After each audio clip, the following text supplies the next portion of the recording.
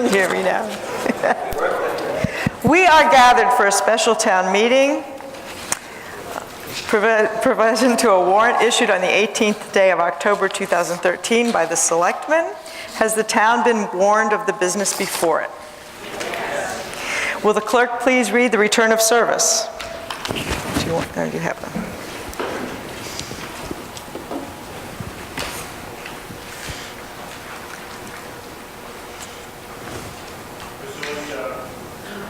Pursuant to the above warrant to be directed, I notify the board of the cabinet who are qualified to vote to be as said item was Constable Brian Richard, 10/18/2013. If there are non-voters in the hall, would you please take a seat to my right, opposite the selectmen on the front row. There are certain town employees who are not voters, who are not residents of West Newbury and therefore not voters. Occasionally, they have important information to share with us. With us tonight are Chris Pyle, Mike Gutti, and Lisa Holmes, and there might be others. Is there any objection to having non-voters who are employees of the town address the town? No. Okay. Normally for a special town meeting, we do not go through the entire introduction, but I will remind you that the warrant serves as our articles. Nothing can be taken up unless it's on the warrant, and unless it's covered by a warrant. I will read each article. I will ask for the recommendation of the Finance Committee, and then there will be a motion, either a positive or negative motion. Positive motion can be debated, amended, or voted on. A negative motion, for example, a motion to take no action, cannot be debated. So if you wish to debate an article, you wish to vote no on a motion to take no action. And finally, the form of debate is that we have open and free spirit of open debate. There will be no personal attacks. Please do not address comments to specific individuals. Refrain from cross-examination, and if you have a question, please ask it through the moderator. Only the moderator can ask the opinion of town council. At the present time, we do not have a quorum of 90, and according to our bylaws, for articles that require an appropriation over $20,000, we need a quorum of 90. However, we do have a quorum for a special town meeting, which is 40. So we will take up those articles which we can act on, and if we should acquire a quorum of 90 sometime during the evening, we will go back and pick up those articles that exceed the $20,000 limit. So the first article on our agenda is to hear and act upon the reports of town officers and committees, and I recognize Selectman Kemper.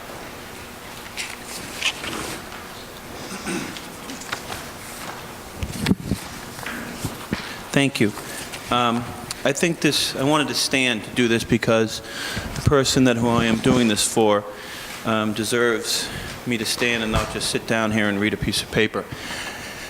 We lost somebody this year, and the selectmen wanted to do a resolution at town meeting to make sure that it was read into the record for all eternity, and I'm going to do that at this time.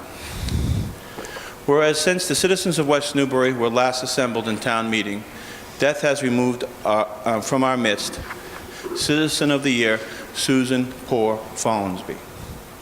Whereas the numerous good works performed by the deceased make it proper that we should place upon the record of the town our appreciation of her invaluable services rendered to the town in the past.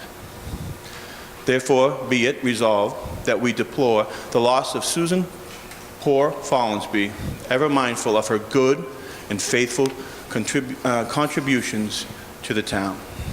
Resolved that we extend to Gordon Follansby, her husband, and the rest of her family our sincere condolences for the loss of a wife, a mother, who was a good citizen interested in the welfare of the town and ever ready to lend her time, her talent to the betterment of our community. And further resolve that this resolution be entered upon the records of the town, and a further copy be sent to the family of Susan Poor Follansby as a expression of our sympathy and respect of the citizen of the town of West Newbury. Thank you.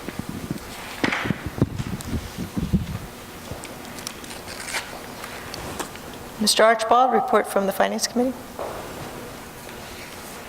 Good evening. I'd just like for the FinCom to get to get more feedback on our booklet. We're making the booklet we're not making it for us. We're making it for the voters to really convey anything that you want us to give to you, the information, so you can decide on the warrant articles. So throughout not necessarily tonight, but any of the members of our committee, just give us some feedback on the booklet. We've been trying to improve it, and we'd like to hear what you think about it. Are there any other town officers or committees who wish to give a report at this time? It's our custom to leave this article open for the duration of the meeting so that other officers and committee members who may wish to give a report prior to a specific article can do so. And so we'll leave the Article 1 open and move on to Article 2 to see if the town will vote to transfer the sum of $30,000 from the Water Enterprise Fund free cash account to purchase or repair valves, hydrants, water main, meter pits, or any other devices that are associated with the water distribution system. What is the recommendation of the Finance Committee? Yes, recommendation of the Finance Committee is to approve this article 5-0, but Madam Moderator, we don't have a quorum for the 30,000. I understand. However, it's possible to make a motion under an article for a lesser amount, and if someone should so wish, I could accept that motion. I cannot accept a motion for $30,000. Okay. Mr. Knowles. Okay, sure. Okay, so in regards to Article 2, good evening. In regards to Article 2, the Water Commission is coming, looking to install live taps into the piping system, and pretty much as the position states. Everybody hear me okay? Okay, good. So kind of as the position states, you know, when all this infrastructure was installed a long time back, large sections of piping were put in place, you know, sometimes the sections upwards of about 400 feet.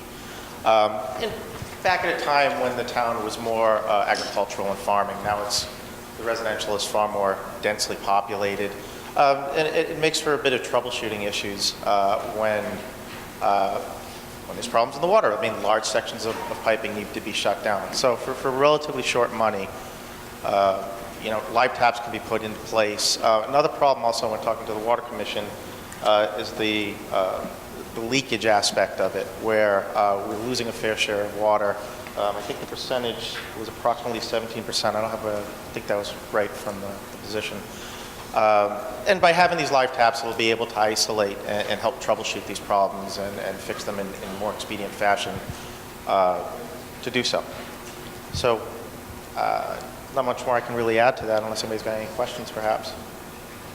No, don't ask for questions. Just Okay. Mr. Knowles.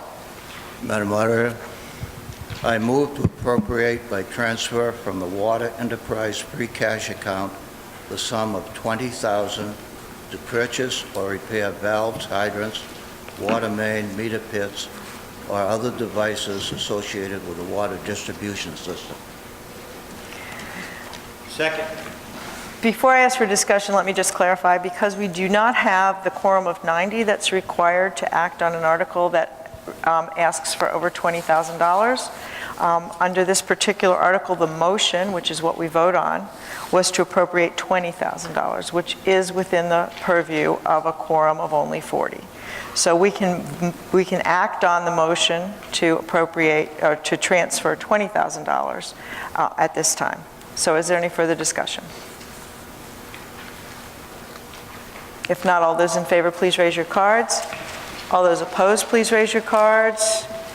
The ayes have it. Article 3, to see if the town will vote to transfer the sum of $10,000 from the Water Enterprise Fund free cash account for the removal of trees and brush throughout the water distribution system. What is the recommendation of the Finance Committee? Mr. Sisto. Recommendation of the Finance Committee is to approve 500. On this article, you know, pretty much as explained in the position. In short, you know, the Water Department does a fair share of cleaning up small brush and issues as it comes across it, as it maintains the water field and any of the infrastructure related to it. There's just a handful of larger items that just DPW is not going to handle, and they need to contract out.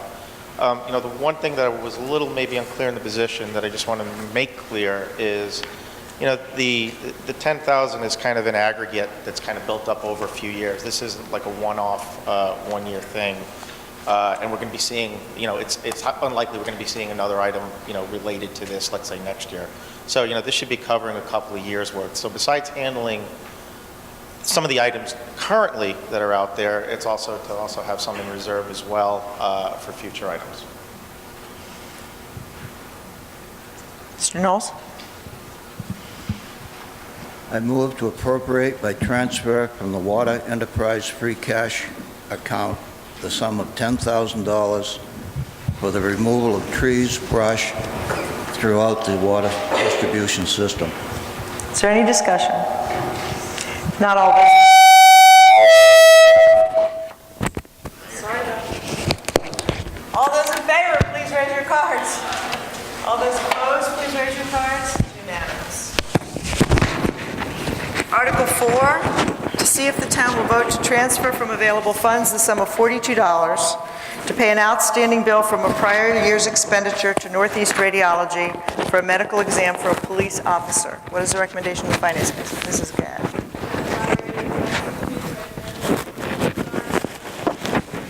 Very large invoice after the close of the fiscal year. We need a majority vote tonight in order to pay it this year.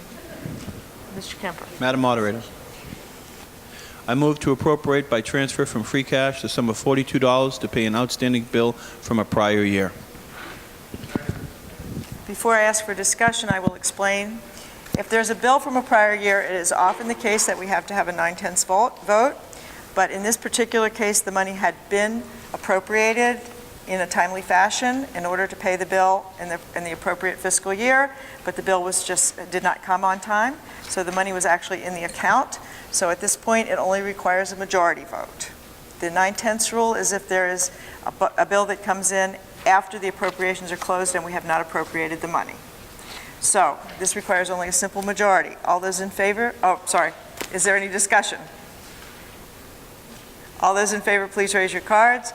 All those opposed, please raise your cards. It's unanimous. Article 5, to see if the town will vote to appropriate by transfer from available funds the sum of $1,210.66 to the Harbor Master expense account.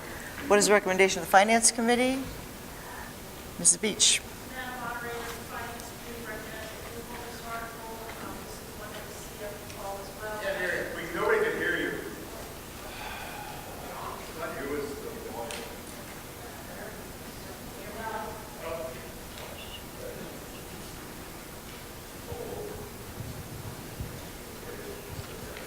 Madam Moderator? Okay.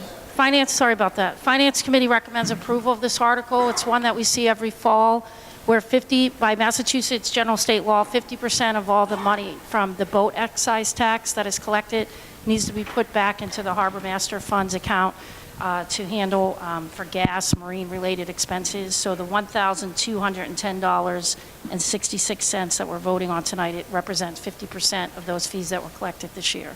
Thank you. Madam Moderator, I move to approve. Mr. I move Anderson. to transfer the sum of $1,210.66 from the Waterways Improvement Fund to the Harbor Master expense account. Is there any discussion? If not, all those in favor, please raise your cards. All those opposed, please raise your cards. It's unanimous. Article 6, to see if the town will vote to transfer from free cash the sum of $150,000 to the stabilization fund. What is the recommendation of the Finance Committee? Mr. Winch. Madam Moderator, the chair of the Capital Improvements Committee presented his long-range plan to the Finance Committee, indicating that within 4 years they would be running a deficit. So the Finance Committee approved 4-1 to transfer funds from free cash to the stabilization fund. Madam Moderator, Mr. Kemper? could I, do we have the 90? I'm just checking. No. More people had come in. Okay, thank you. I am going to move $20,000 of... You could move no action Yeah. if you wish, and we can wait. Well, if we move no action, that we can't deliberate it, and then we have to vote on it, and then we can't take it back up later. Can we pass over it? Is that protocol? Yes, we can pass over it. So then I would ask if we pass over it to later in the evening. We'll pass and then- over Article 6 to see if we get a quorum. Article 7, to see if the town will vote to raise and appropriate and/or transfer from available funds the sum of $1,500 to hire an administrative assistant for the Finance Committee for 20 weeks of work at 4 hours per week. What is the recommendation of the Finance Committee? Madam Mr. Moderator, Madam Moderator, the Finance Committee recommends approval of this item. In the past, the FinCom has had paid administrative assistants. We've, during the fiscal crisis 3 or 4 years ago, we gave up our help. Unfortunately, in the last few years, due to reporting requirements from open meeting law requirements from the Attorney General, we've actually had our minute taking and our compilation of the booklet, but mostly our minute taking has become actually more extensive than it used to be, and it actually has become quite difficult for the secretary to actually pay attention to the meeting, and a lot of the boards in the town do have professional assistants. So we're trying to get something back that we did have in the past. We had actually reduced our budget last at the spring town meeting, annual town meeting, which may, looking back, may not have been a good idea. So we're looking for $1,500 should be enough to cover this assistance for the committee, and this will be a raise and appropriate because it's something that we feel will be an ongoing event.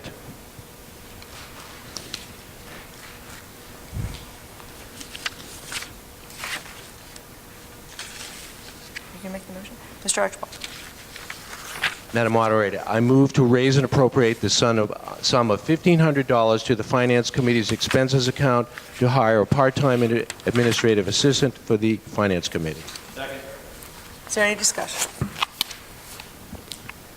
If not, all those in favor, please raise your cards.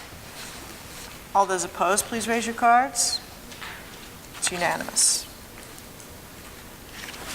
Article 7, to see if the town will vote to raise and appropriate and/or transfer from available funds the sum of $1,500. Oops, sorry. Same article. Article 8, to see if the town will vote to raise and appropriate and/or transfer from available funds the sum of $9,000 to reimburse the DPW building operating expenses account for tables and chairs that were bought for the new Page School cafetorium. What is the recommendation of the Finance Committee? Mrs. Beach. Madam Moderator, the Finance Committee recommends approval of this article. With the new construction at the Page School, it reduced the number of lunch periods down from 5 to 3. And so as part of that, we needed to get some new tables and chairs. The ones that were up there were also about 15 years old. Some of them were falling apart and were irreplaceable. The total cost for this was $14,000. The school district did put $5,000 towards this, and the town has agreed to pay the remainder. The money did come out of the DPW account, and this article will allow us to replace the DPW line account, so the source is free cash. Mr. Archibald. Madam Moderator, I move to appropriate by transfer from free cash the sum of $9,000 to amend the DPW building operating expenses account to reimburse for tables, chairs, and tables brought for the Page School cafetorium. Did you say an amount, Joe? Did you say an amount? Did you make an amount? Okay. Is there any discussion? No. Please use the microphone. No one can hear. The acoustics in this room are very bad, and so people have actually asked me to please enforce this suggestion because people in various parts of the room have a very hard time I'm hearing. good. I would just like to understand why this isn't part of the school budget. We are constantly being asked to vote for stuff for the school, and I'm not opposed to that. I just don't understand why the Pentucket school system isn't covering this.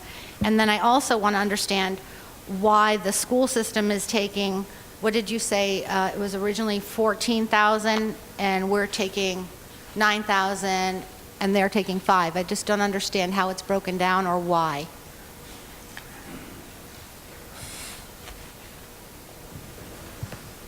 Mr. Kemper. Thank you, Madam Moderator. There was big debate over this at a selectmen's meeting, whose responsibility it was, and we came to a collaboration. We just couldn't get a concrete. In the beginning, I actually thought it was the school district's responsibility, and I think they should pay for it. And then, after talking to them and getting a better understanding of what they're responsible for and what we're responsible for with the new construction, it was a little bit of a gray area. So we tried to collaborate with the school district and be able to get this, the tables in there before the kids went to school in July. Everything like this now has been addressed with our new lease, so there's not those gray areas any longer. So that's the answer, and we just wanted to get it done. So we took the money out of Gary's account, and I told him that I would support this because we had a good collaboration with the school district in trying to get this fixed, because it was a gray area. I'm sorry, but you can't speak unless you're recognized. Okay. In the future, could I please suggest that this back and forth is what we're trying to avoid? So if you have a question, please address it through the moderator and do not just continue to cross-examine someone. So stay here while it's being answered? No, sit down and ask to be recognized again. Okay. So I still don't understand, why can't we just pay for this through the school budget? I understand you said there's a gray area. I'm not sure what the gray area is. Why isn't this just coming from the school budget? That way, every time we're taking a vote for things relative to the school, we know what we're doing, why we're doing it, and it's coming from that budget. That's a fair question. And I think with the construction that was going on at the Page, and with understanding what they're responsible for and what we're responsible for, ongoing costs, if we're responsible for bricks and mortar and they're responsible for tables, desks, and chairs, that we got new construction, it was kind of gray, honestly. In the beginning, I thought they were responsible for it, but I think that we came with a good compromise. When you're saying why not, we should pay it with the school, they don't have the money because it was not part of their budget when we approved their budget and the other two towns approved their budget. They found some money in their building and grounds to be able to pay for this, and we found some money in our building and grounds to be able to pay for this, and we're just trying to reimburse our building and grounds at this time. I agree with you. The new lease addresses all these things, and we're going to move forward with it. But it was just basically a compromise so we could get the new tables and chairs in there before the kids went to school. Further discussion? If not, all those in favor, please raise your cards. All those opposed, please raise your cards. The ayes have it. Article 9, to see if the town will raise and appropriate and/or transfer from available funds the sum of $5,088 to fund the Finance Department's salary and wages for the part-time coverage of temporary workers in the absence of the Finance Department's administrative assistant who was on maternity leave. What is the recommendation of the Finance Committee? Mr. Sisto. The Finance Committee recommends approval 500. In regards to this article, I mean, not much to add actually from the position, just as it states. Finance Director has Finance Department had an employee go on maternity leave, that needed a stopgap and hired a couple of part-time people to basically address that stopgap. In short, needs to basically have the funding to basically make up for those two people. Have the monies transferred into their line item for the purposes of financing the two part-time personnel. So it's a one-time item. Just to address sort of an emergency situation. Mr. Knowles.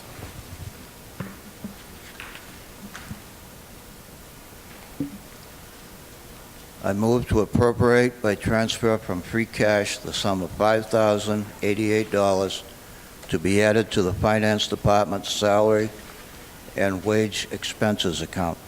Second. Is there any discussion? If not, all those in favor, please raise your cards. All those opposed, please raise your cards. It's unanimous.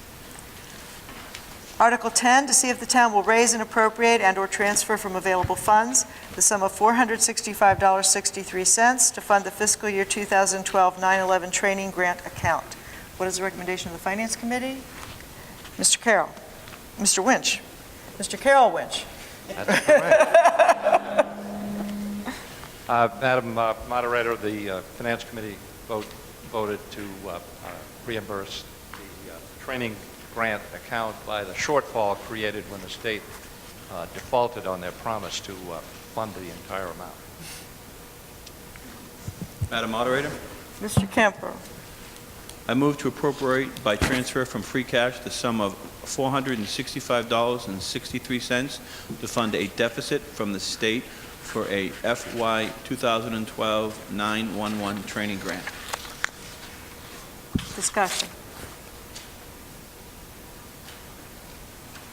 If not, all those in favor, please raise your cards. All those opposed, please raise your cards.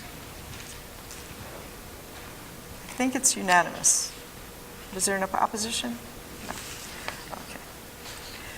Article 11, to see if the town will vote to raise and appropriate and/or reserve from the Community Preservation annual revenues in the amounts recommended by the Community Preservation Committee for community preservation projects and other expenses in the fiscal year 2014, with each item to be considered a separate appropriation, which is why we can vote on this, because each item is now a separate appropriation. Reserves from fiscal year 2014 estimated revenues for Historic Resources Reserve Account, $14,778. From fiscal year 2014 estimated revenues for Community Housing Reserve Account, $14,778. From fiscal year 2014 estimated revenues for Open Space Reserve Account, $14,778. Or to take any other action relative thereto. What is the recommendation of the Finance Committee? Mrs. Beach.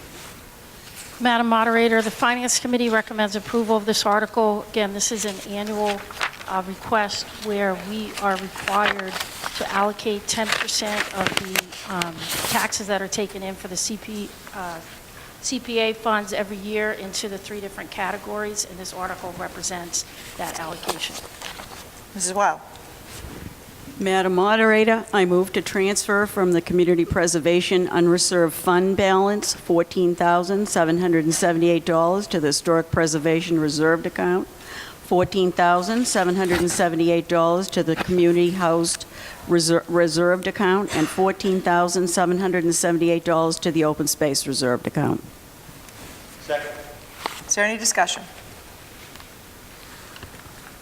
If not, all those in favor, please raise your cards. All those opposed, please raise your cards. It's unanimous.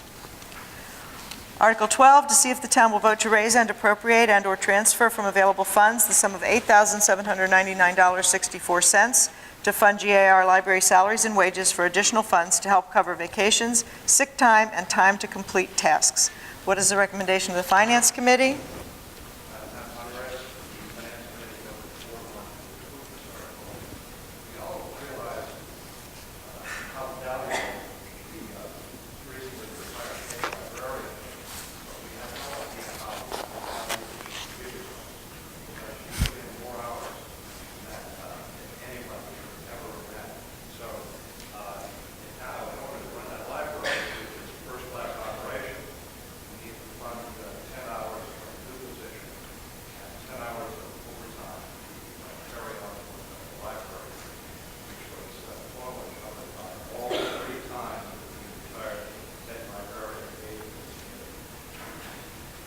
Mrs. Grownick.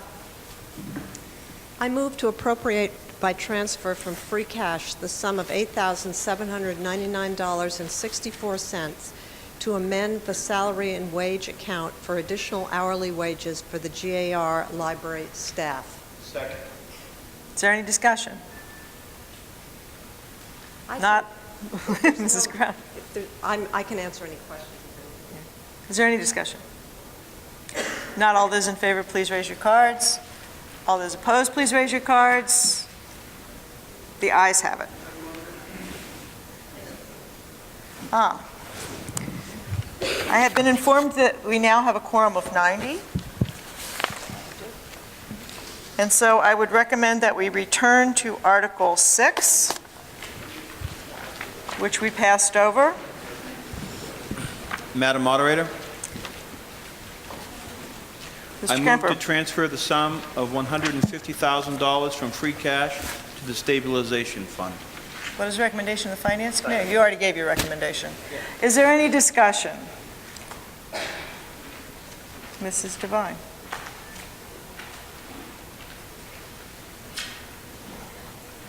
When I went door to door recently, pretty much the universal problem everybody has in town is their tax rate keeps going up and up and up. So I would like to question if this $150,000 is something that's needed to put in reserves, or if we can return it to the taxpayers. I'm sort of aghast at how much my tax bill has gone up in the last 2 years, and I would like to actually ask a question to the Finance Committee. I just take for granted that your committee and your goal is to save the taxpayers' money wherever possible. Is that a fair charge of what your committee is about? Mrs. Devine, if you have questions, they must be addressed through the moderator, Okay. not directly to an individual or to a committee. Okay, so I would like to know, is that what the primary charge is of the Finance Committee? My understanding is that that is not the primary charge of the Finance Committee. However, if there is someone on the Finance Committee who wishes to address your question, I will recognize them.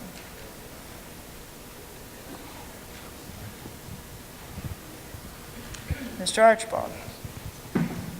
The charge of the Finance Committee is to, basically, is annually to prepare a budget for the town and to get as much information as we can on the articles and the requests for funding that we receive from all different departments in the town. We certainly are trying to keep taxes down, but our charge is not to necessarily be, we want to be fiscal watchdogs, but that's not our job. Our job is to spend money the most efficient way we can for the town. We don't want to waste money, but certain things have to be funded. In this particular, if we want to go to this particular article, we put a lot of thought into this. We weren't necessarily all gung-ho about this initially. One of the reasons that this came up is, A, the stabilization account is okay at the moment.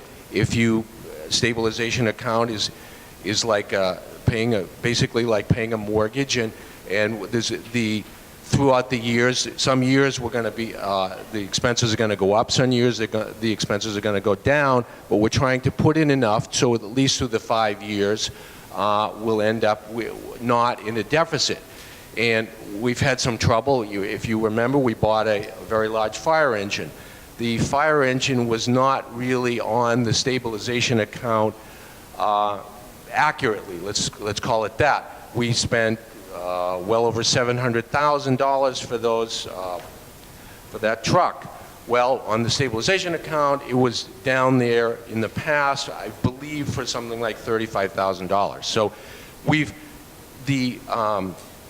to their credit, the Capital Improvements Committee has put in a lot of work, and we feel now that the items on the stabilization account are including things that were never on there, such as building repairs and things like that.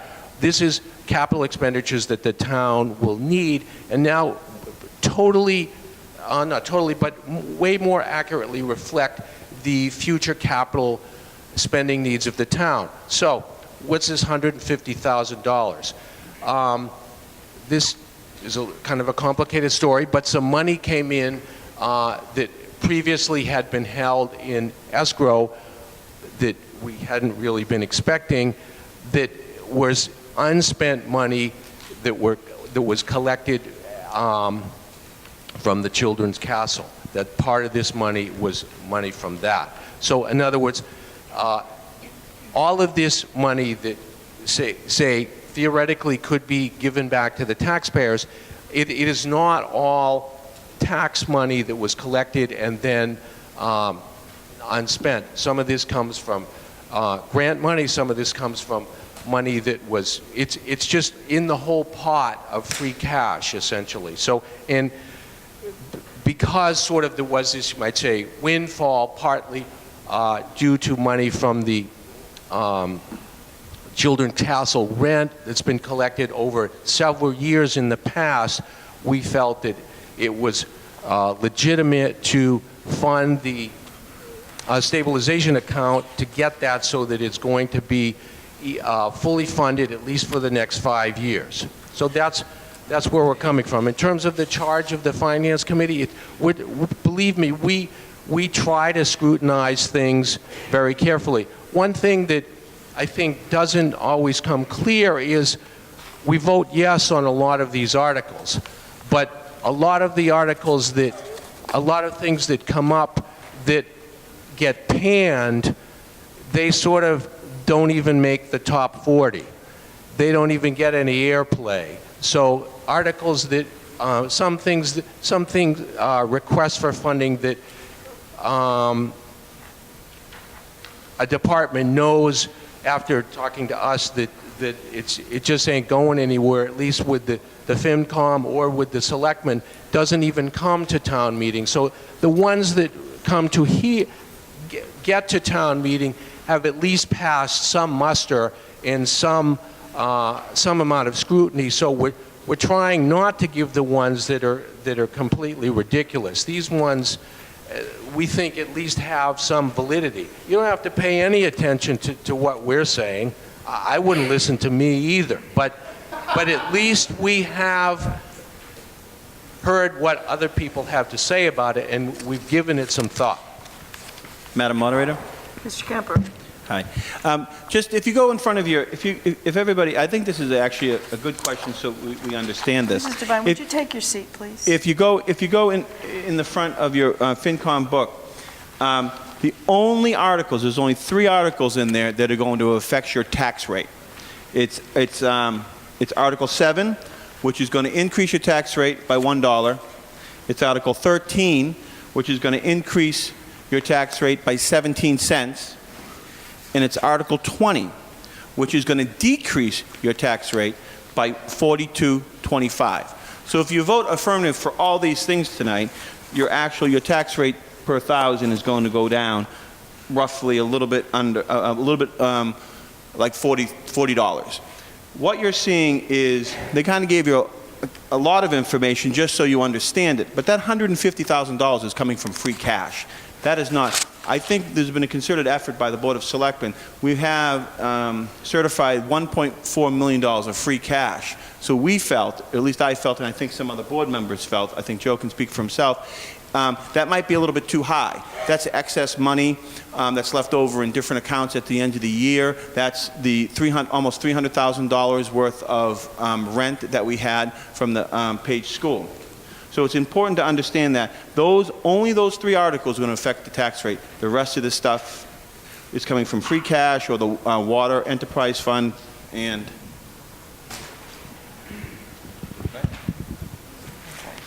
Mrs. Devine, would you please, if you have a statement to make, would you please just make the statement and avoid asking questions that people can't answer? So I can't ask questions? You may ask a question if it's a valid question, but if you have a statement to make, would you just make the statement? Yeah, I actually have a question, if you mind. No?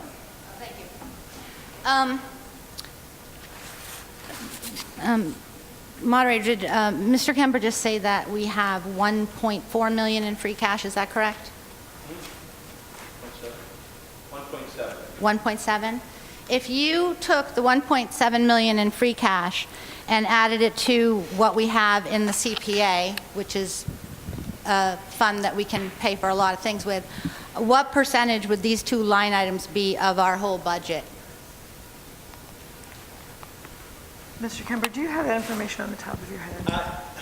I honestly don't have that information here, but honestly, if you want to email that to me, because I don't think that particular thing, I don't think is relevant to anything that we're voting tonight, but if you email me that question, I'll meet with Warren and I'll get you an answer back. I think that's the best I can do it with a question like that in this circumstance, because I don't think it's relative to anyone voting on that tonight. So, but I'll be glad to, if you email me that, glennkemper@gmail.com, if you do me that, I'll meet with Warren and I promise you I'll give you an answer. Can I get recognized? Mr. Prep. Mr. Mathis. Yes.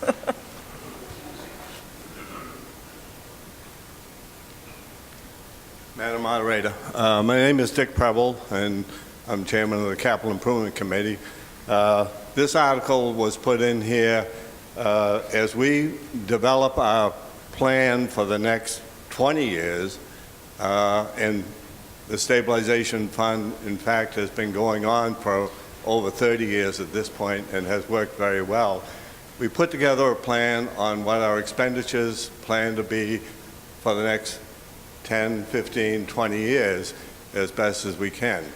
At this point, we have $810,000 in the stabilization fund, but by 2018, we are already running 100 and some odd thousand in the red. So this article here would shore up the amount that we have available for doing repairs to buildings, buying our equipment in the town. You know, townspeople know that we have not come before you. We're asking to raise and appropriate for vehicles throughout the years. It's been coming out of the stabilization fund. So I support it for that reason. Please don't go there.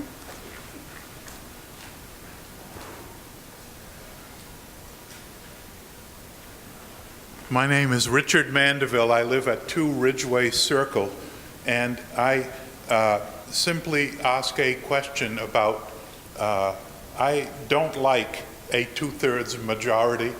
I think it invites poor management and allows a vociferous minority to overrule the majority of the voters.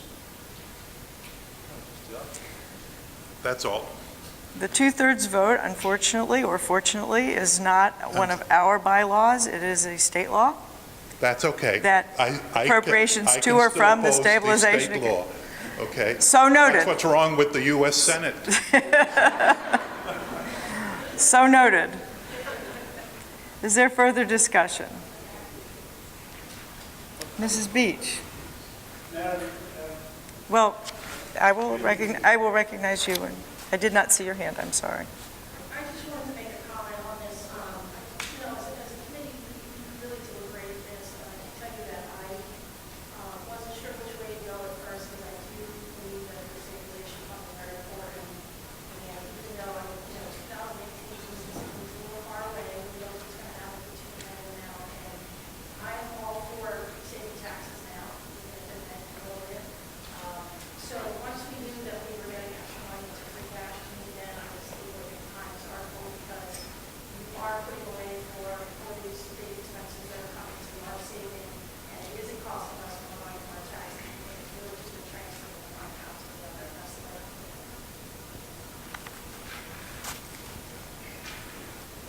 Maybe I might be able to allay Robert Goss, 14 Ridgeway Circle. Can everybody hear me? Oh, yeah. Thank you. It's a difference from many others. Maybe I can allay this lady's fears if she's worried about taxes. And that is, if you read the rationale for this, it takes only a 50% vote to spend free cash money. It takes a 2/3 vote to spend money that's been put in the stabilization fund. So if you want money control, the place to put your money is in the stabilization fund. Thank you. Mrs. Devine, this is the last time I'm going to recognize you, however, so Sorry get it if I'm out. burdening you. My big concern here with all my questions is, I'm inclined to believe that the amount of free cash, stabilization, whatever, is way over the state average of what we're carrying of money. And the taxpayers are hurting. I heard it loud and clear. And I think that it's not, it gets to a point where you're carrying too much free cash, stabilization, whatever, where it becomes very easy to spend money that doesn't or shouldn't be spent. So I would just ask maybe the selectmen if they could at some point take a hard look at how much money we're carrying in those two line items, and if the taxpayer can get any tax relief going forward, because I just think we're carrying way over the state average of stabilization, free cash, CPA. That's all I have to say. Thank you for that statement, which was very succinctly put and did not require a question. Mr. Anderson. Thank you, Moderator.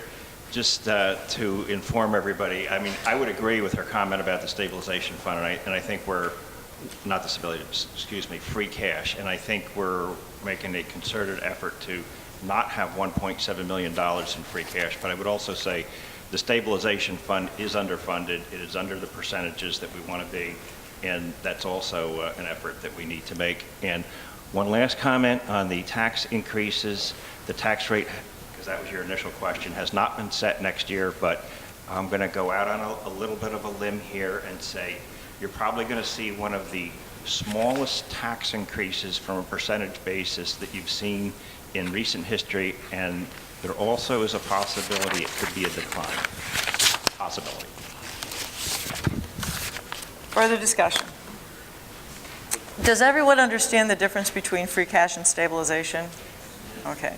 So the motion is to transfer from free cash to stabilization the sum of $150,000. This requires a 2/3 vote. Okay. I would like to take the vote in the reverse so that we can possibly expedite things. All those opposed to this motion, please raise your cards. Please keep them high. 1, 2, 3. 3 opposed. All those in favor, please raise your cards. That's 89 in favor. The motion passes.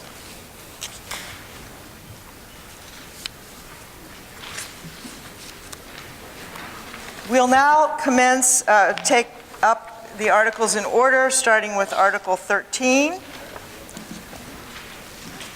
To see if the town will vote to raise and appropriate and/or transfer from available funds the sum of $250 to the Open Space Committee's expense account, to increase the total budget to $750 to pay for printing, trail markers, and conferences and workshops. And I'm sorry, but I forgot. Mr. Steve Greason would like to give a report prior to this article. Mr. Greason. Thank you very much. Good evening, everybody. My name is Steve Greason. I'm the chair of the West Newbury Open Space Committee. And before we talk about this Article 13, I wanted to give our annual report on behalf of our committee. What we've done over the last 1 year. I'm going to read from this so I don't make any mistakes. Open Space Committee is an advisory board to the town. A lot of towns have them in Massachusetts. It's an interesting committee where we serve and cover a lot of broad range of different topics in the town, from historical preservation to talking to the planning board and the selectmen about purchasing farmland or land for open space and conservation.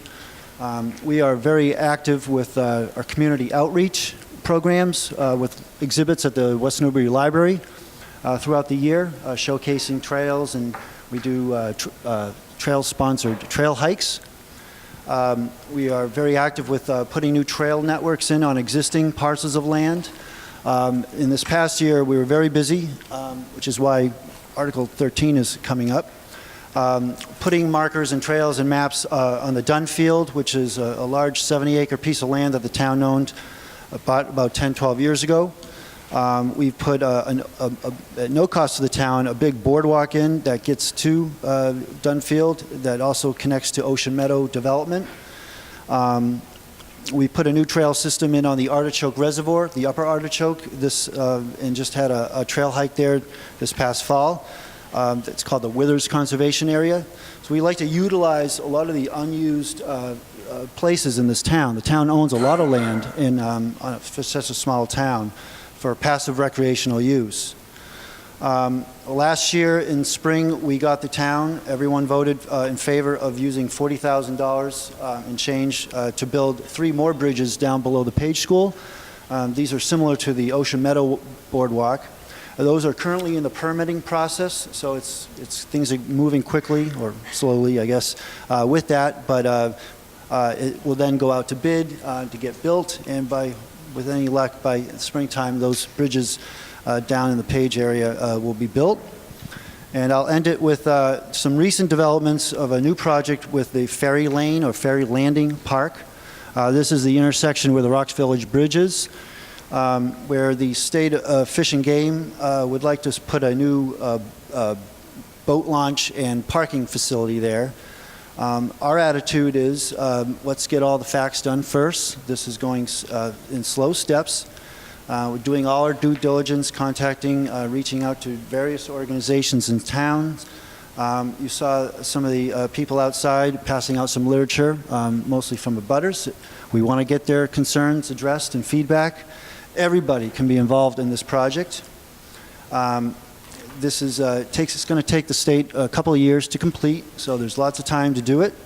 And anyone that is interested in this project and wants to get involved is welcome to join open space meetings. We usually meet, well, we always meet on the 3rd Wednesday of every month at 7:30. And some more information as it becomes available will be available on the open space website, which is westnewburyopen.space.net.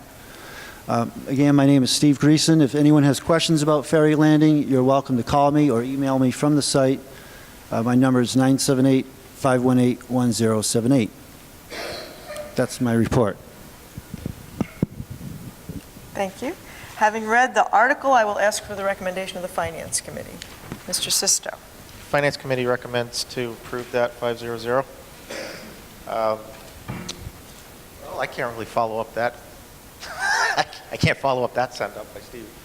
In regards to the article for the Open Space Committee, in short, basically, people have been funding expenses out of their pockets, and DPW took a small amount and did a transfer as a stopgap, for some of those expenses. But, honestly, if people are funding things out of their pocket, we should fund it. So, pretty much as the article position states, raise $250 to, raise or transfer $250 to cover some of the shortfall. Mr. Greason? I move to raise and appropriate the sum of $250 to be added to the Open Space Committee's expense account. Second. Is there any discussion? All those in favor, please raise your cards. All those opposed, please raise your cards. It's unanimous. Article 14, to see if the town will vote to raise and appropriate or transfer from available funds the sum of $32,368.45 for the purchase of a 2014 police cruiser, and to authorize the Chief of Police and Board of Selectmen to dispose of the old vehicle in the best interest of the town. What is the recommendation of the Finance Committee? Mrs. Beach. Madam Moderator, the Finance Committee recommends approval of this article. Since the last 5 or 6 years, the town has been working with the police department to do annual triennial cruiser replacement program. And so this article will replace the old cruiser that's currently in fleet, which is the 2010 Ford Crown Victoria four-wheel motor base that model. So we're now having to use the Ford Receptor stand, so it's a little bit higher than normal in terms of all our equipment that we have. This vehicle will not transfer over to the newer models. So that's why it costs a little bit higher than previous years, but then since we keep our equipment, Mr. Anderson. Madam Moderator, I move to appropriate by transfer from free cash the sum of $32,368.45 for the purchase of a 2014 police vehicle and to authorize the Chief of Police and Board of Selectmen to dispose of the old vehicle in the best interest of the town. Said sum will be closed out if the amount remains unexpended after a period of 3 years. Discussion. Yes. My question is on dispose of the vehicle in the best interest of the town. Historically, there's been done two different ways. One is to trade it in to the selling dealer or an equipping dealer, which is a form of leveraging up that amount in terms of outfitting the vehicle. The other one is to release it to the Board of Selectmen and have it sold through salvage or bids.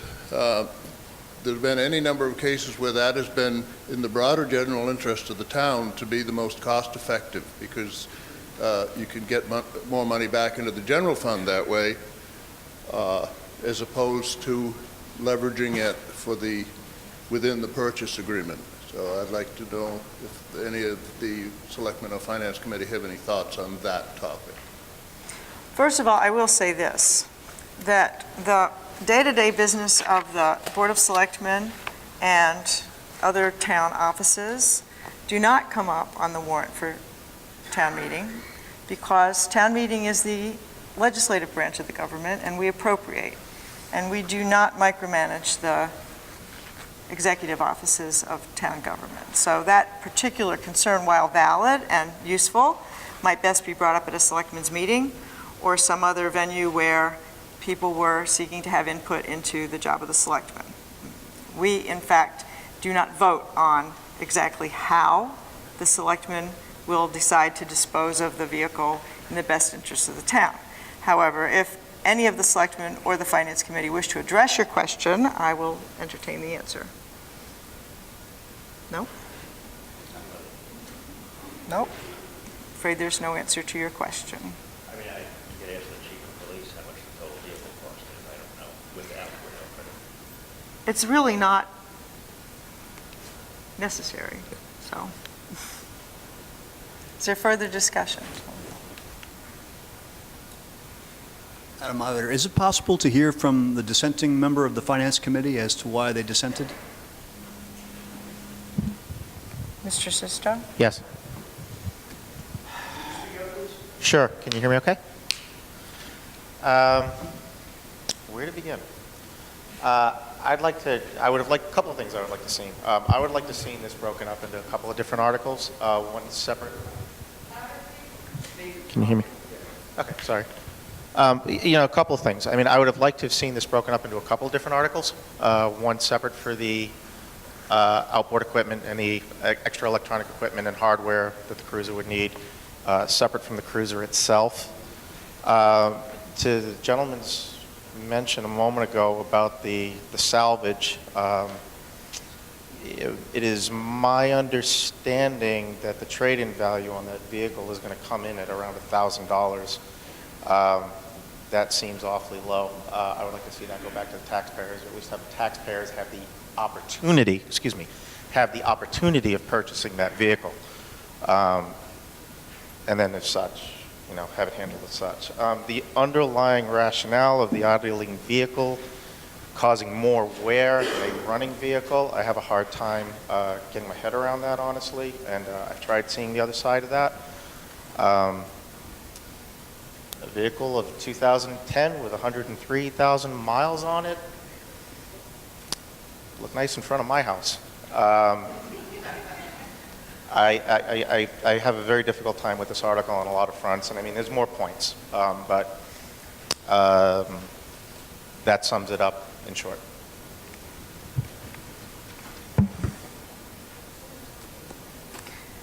Mrs. Devine.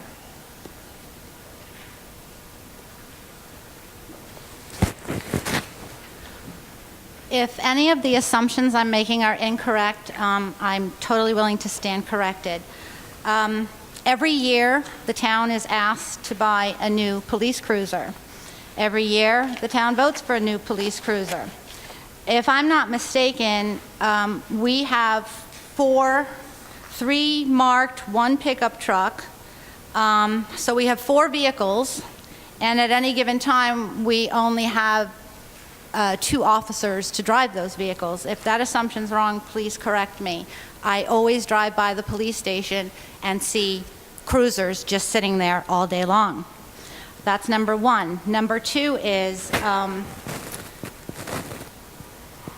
I think most people in the room have cars with over 100,000 miles on it. Certainly my cars have plenty more miles on it. And I don't know of a lot of high-speed chases in West Newbury, so I'm thinking that these cruisers are basically cruising on perfectly maintained roads. And as far as I know, a police cruiser is much more of a heavy-duty vehicle than what the average citizen is driving, so I think it can stand up to more.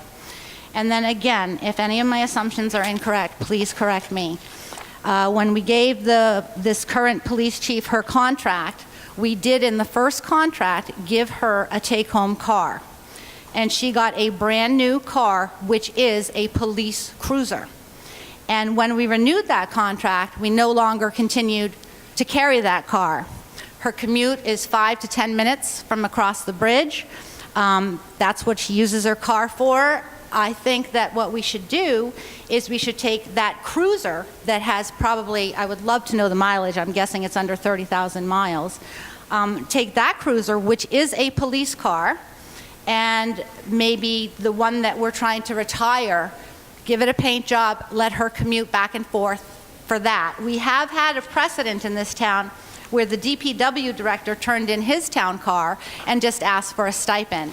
But I am just so tired of every year getting a new police cruiser. It's getting old, it's getting tiring, and then every time you drive by the police station, there's 2 cruisers just sitting there. Is there any further discussion?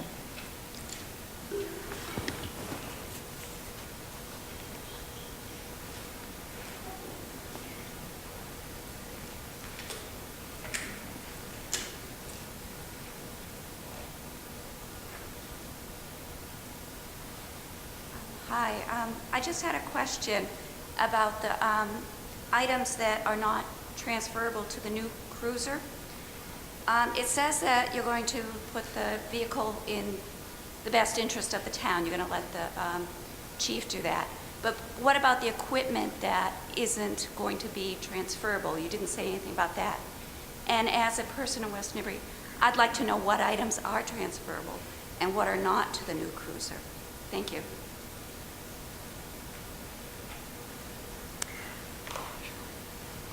Chief Holmes. Okay. I will answer that quite briefly. The new cruisers are so small that I usually don't need a microphone, but we have to have it for TV. The new cruisers are so small that it's minimal that work. We have some lights that work. The light bar didn't work. The push bar didn't work. The computer stand didn't work. The center console did transfer. Hi, Bruce. Some of the radios, obviously, the inside equipment was transferable. The cage and the window for the cage was non-transferable. The plastic molded seat was non-transferable. What am I missing, Mike? That's about it, we said. The equipment that they take off of it, we do bring back, and that's used for replacing things that break on the vehicles and whatnot. I mean, we can certainly try and salvage that, and you know, at the best interest of the town. You're not going to get a lot for it, but yeah. As my equipment officer is saying to me, some of it's over 10 years old because it's been transferred from one vehicle to another vehicle. So the reason for the cost, which the FinCom and the Board of Selectmen have been made aware of for the past couple of years, is due to the fact that they went from a Crown Victoria that we're driving now to a much smaller, sort of like a Ford Taurus. So it's very difficult to get the equipment and people into it. So I hope that answered some of your question. If not, address it to the moderator. I can try and answer it better. Thank Mr. Cook.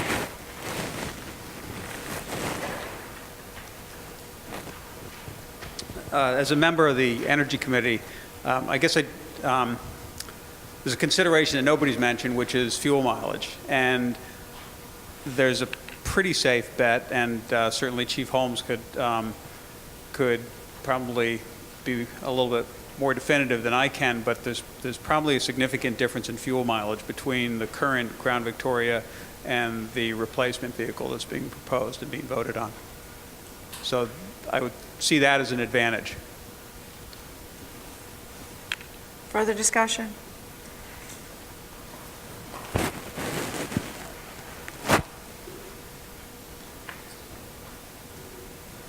Point of order, Madam Moderator. Is there a way of amending the articles or of requesting an amendment to the article?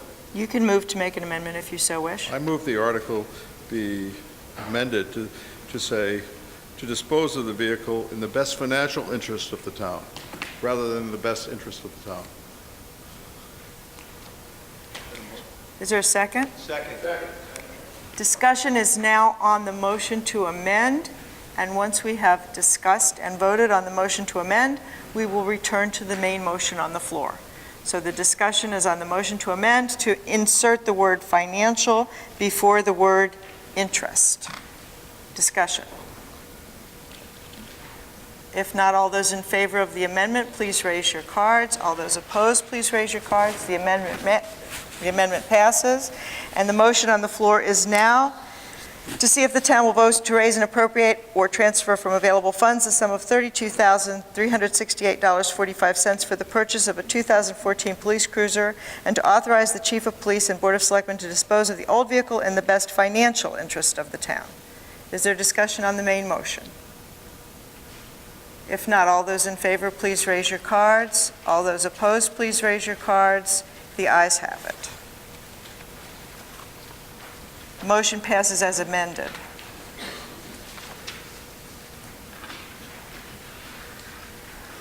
Article 15, to see if the town will vote to appropriate by transfer from available funds the sum of $50,000 to pay the costs of the town's share of expenses, including but not limited to heating, water, and other utility costs, as stipulated in the lease by and between the town and the Pentucket Regional School District for the Page School and Children's Castle facilities. What is the recommendation of the Finance Committee? Mrs. Gadd. Madam Moderator, the Finance Committee recommends approval of this article. The town owns the Page School, but we have to turn around and lease it to the Pentucket District so they can hold classes there. There's always been controversy over the terms of the old lease as to who is responsible for operating expenses, who is responsible for utilities, who is responsible for capital improvements. So we finally negotiated a new lease this year. And starting now, the town is responsible for paying all the utility costs directly. Originally, those costs were part of the Pentucket budget. This Article 15 requests $50,000 be set aside from free cash to pay those expenses for the rest of this fiscal year. Money that we don't spend on these utilities will go back into free cash. Mr. Knowles.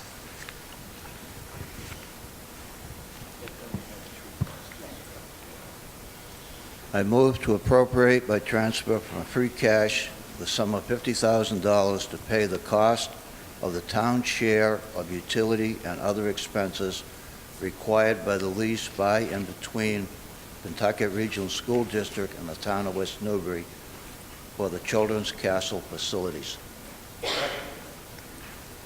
Discussion.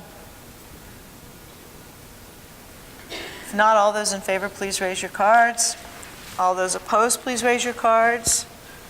It's unanimous. Article 16, to see if the town will vote to appropriate by transfer from available funds the sum of $50,000 to pay for the upkeep, including but not limited to maintenance, repairs, and replacement of capital items for the Page School and the Children's Castle buildings and grounds on the property located at 694 Main Street. What is the recommendation of the Finance Committee? Mrs. Gadd. Madam Moderator, the Finance Committee recommends approval of this article. This article is in conjunction with the new lease, and this new line item is anticipated to pay for whatever expenses of the Page School campus are not covered by the previous article. Again, any funds that aren't expended from this line item will pass down to free cash. Madam Moderator. Mr. Kemper.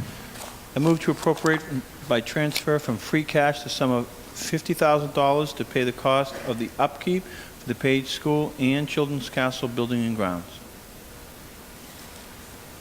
Whose recommendation, the finance? Oh, that, we already did that, I'm sorry. Is there discussion?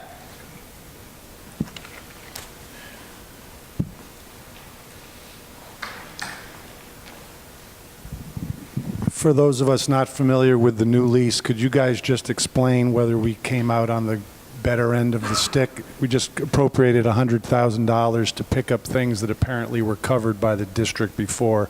What's the net gain or loss to the town from the new lease? No, it's actually not true. The way the old lease read was that they took all the money in for the Children's Castle lease, and then it was sent back to us after they took out 8%, 10% of it for utilities. Now, actually, and then that $299,000 that we said that zeroed out into free cash at the last fiscal year, that's the money they were holding in escrow for us. So actually, these are kind of estimates, because at Springtown meeting, we're going to set up a revolving account. So actually, the funds from that rental, which an evolving account can only be set up at an annual town meeting. That's why we're not doing it tonight. Those funds from the rental of the Children's Castle will go into that fund and then pay against the expenses and so forth. So these are just, they're always been there. We're just paying them differently, and it's all money being taken in from the lease of the Children's Castle. Further discussion? If not, all those in favor, please raise your cards. All those opposed, please raise your cards. It's unanimous. Article 17, to see if the town will vote to raise and appropriate and/or transfer from available funds the sum of $6,586 to pay for aerial photography to be done by Merrimack Valley Planning Commission and to be used by the West Newbury Planning Board, Inspection Department, Health Department, and Assessor's Office, the cost of which is shared by member towns. What is the recommendation of the Finance Committee? Mrs. Beach. Madam Moderator, the Finance Committee recommends approval of this article. This is an article that comes up about every 3 or 4 years. West Newbury is part of the Merrimack Valley Planning Commission, and as part of their service, they contract out to Pictometry International to do aerial flyovers of each of the towns. This is scheduled to take place in spring of 2014. And the cost here will provide the town with the maps, the latest maps and parcel maps to be used across the various departments as needed. Mr. Anderson. Madam Moderator, I move to appropriate by transfer from free cash the sum of $6,586 to purchase oblique angle aerial photography from the Merrimack Valley Planning Commission photography. Said sum to be closed out if the amount remains unexpended after a period of 3 years. Is there discussion? Mr. McGrath.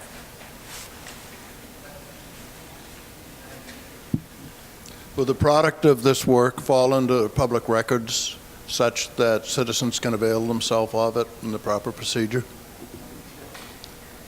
Yes. Mrs. Devine.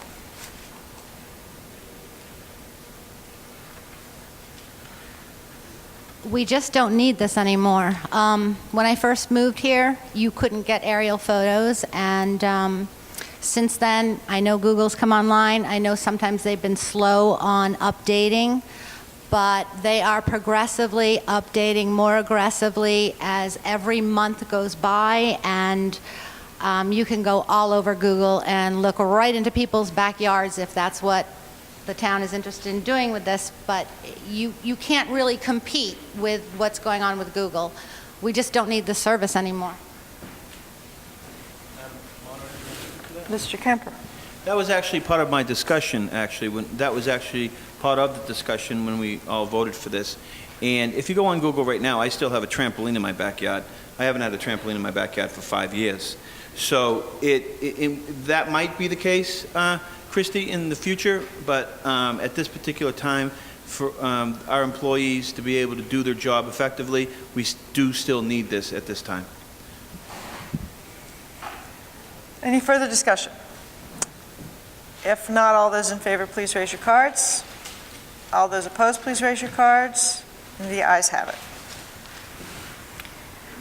Article 18, to see if the town will vote to authorize the Board of Selectmen to enter into a lease for any or all of that portion of town property located in the solar overlay district on Main Street for the installation and operation of a solar array. What is the recommendation of the Finance Committee? Mrs. Gadd. Madam Moderator, the Finance Committee recommends approval of this article. This article would permit the selectmen to negotiate a lease of the solar overlay land just west of the Page School. To tell you the truth, we're in between a rock and a hard place in this article.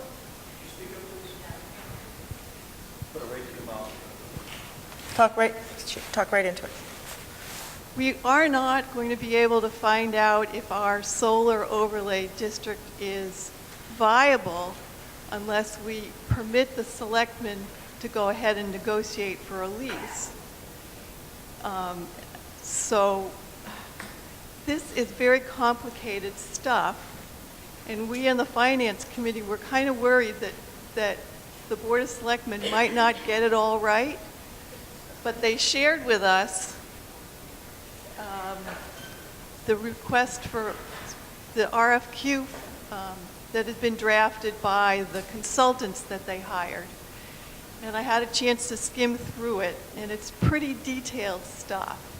There's not much room to make too much error, I think, if the RFQ is followed. And we've also been assured that the Board of Selectmen are going to be guided in their selection by the consultant that prepared this RFQ. So because we really do want to find out if our solar overlay district is viable, and this is just for municipal buildings, by the way, I think we should go ahead and authorize the Board of Selectmen to negotiate a lease. Motion first. Motion first. Waiting for a motion. Are you making the motion? We don't have a motion on the floor yet. We don't have a motion on the floor yet. Mr. Parker. We will shortly. I move to authorize the Board of Selectmen to enter a lease for any and all of that portion of town property located in the solar overlay district on Main Street for the installation and operation of a solar array. Second. Discussion. Mr. Hawk.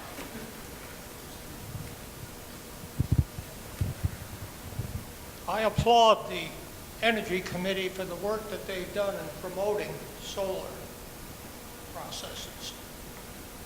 I have solar myself, but I do not support the idea of placing a facility on the ground up by Page School. I think that potential agricultural land or land that might be used in the future for agriculture, as it was in the past, should be kept open. So I suggest that we find an alternate site for this array. Mr. Parker.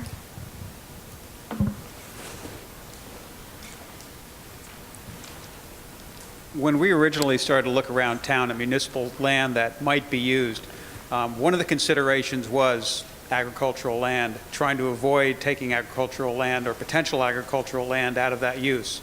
That hillside was a pasture most recently. I doubt, and there's certainly people here who could weigh in on this with more history than myself, but I doubt that property ever had significant agricultural use beyond pasture. There were other parcels, ironically, other parcels that were recommended to us by people on the Open Space Committee that are currently agricultural land, currently in production, and producing corn, which I assume is being used for cow feed or for feeding cattle. So we were very conscious of the potential for taking agricultural land out of that purpose and judged this to be marginal agricultural land.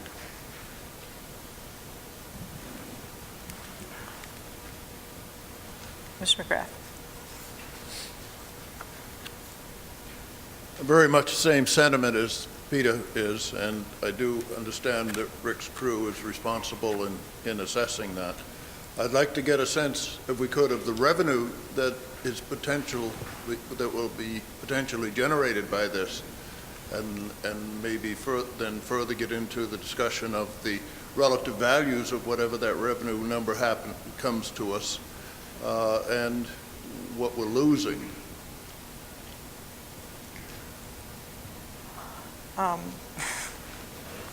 Mr. Lambert, are you interested in answering the question or making your own comment? There was an inherent question in Mr. McGrath. Is anyone interested in discussing the potential revenue? Mr. Parker?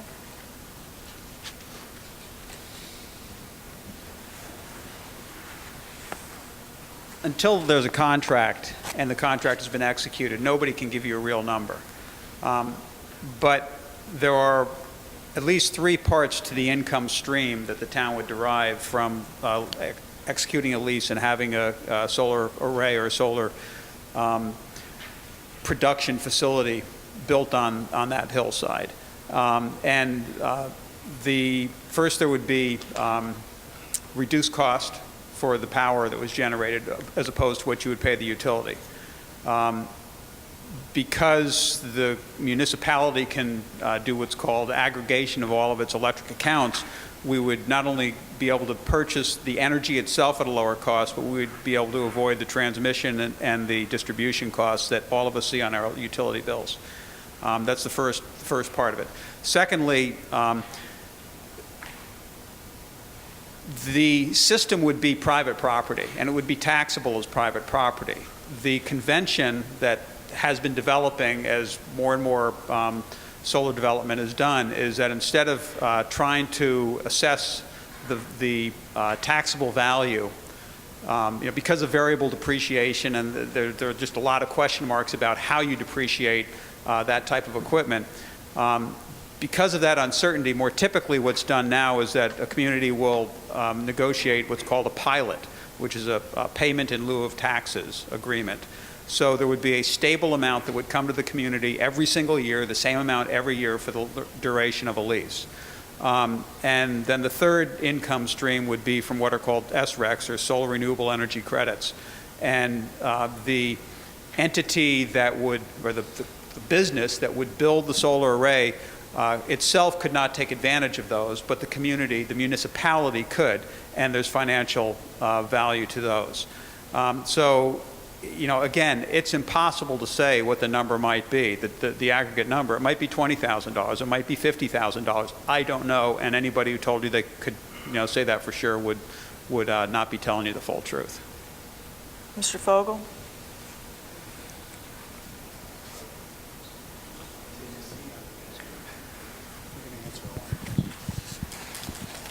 First question, if I may, through the moderator. Did the developer, the grant that we got from DER to hire an expert, did they prepare a plan? Did they prepare the plan? The rationale says that we received $12,500 from DER to hire an expert to develop a plan to attract a developer. So my first question through the chair was the moderator was whether that plan has been developed.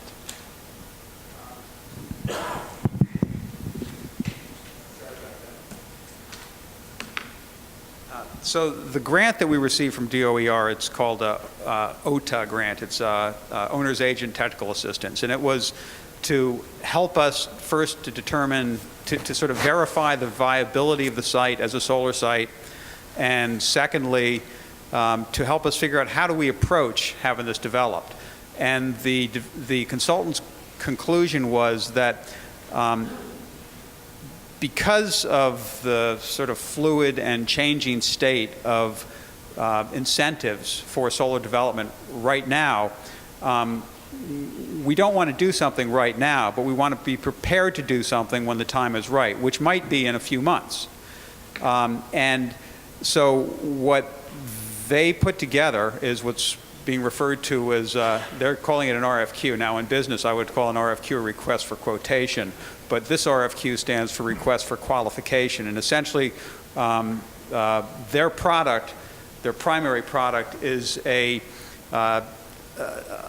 document or a method for qualifying potential vendors, a potential company to build a site, so that we're ready to pounce when the opportunity is best, based on the declining scale that is probably going to be applicable to the next round of the SRECs, which I mentioned earlier. I know this sounds like a bunch of gobbledygook, but it's the way it is. So the new SRECs are going to be at a declining rate. So we want to be as near to the front of the line when the new program is released as possible, so that we can pounce and get the most money for our asset.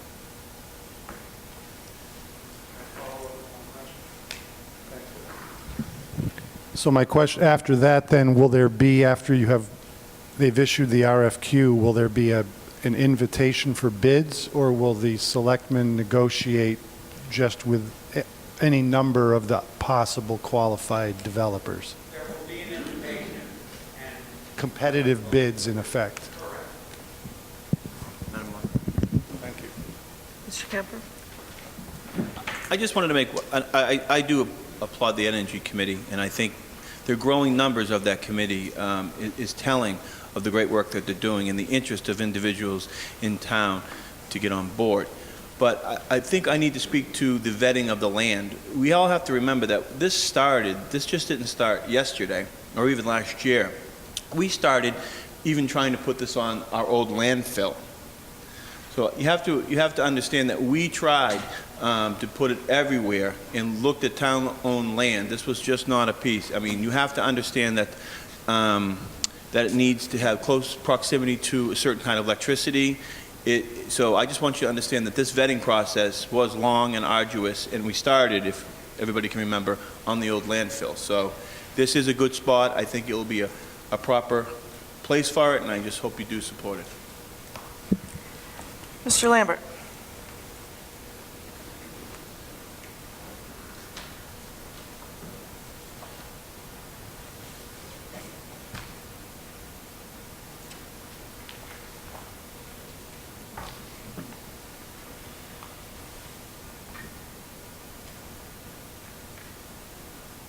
Yes, I'm John Lambert. My question, maybe the horse is already out of the barn with the district established, but I think that side of the hill is absolutely the wrong place to put it. We're right across from Mill Pond. That area is where you majorly have the major approach to the town. You've got serene country, and now we're going to basically take that and we're going to overlay a solar farm on that hill. I've seen solar farms. They're good. They'll give you energy. They're not very attractive looking. I think that we ought to find another place in town to put it and leave the appearance of this town the way it is. We talk about wanting our open spaces and so forth. Let's live by that and keep it as we have it.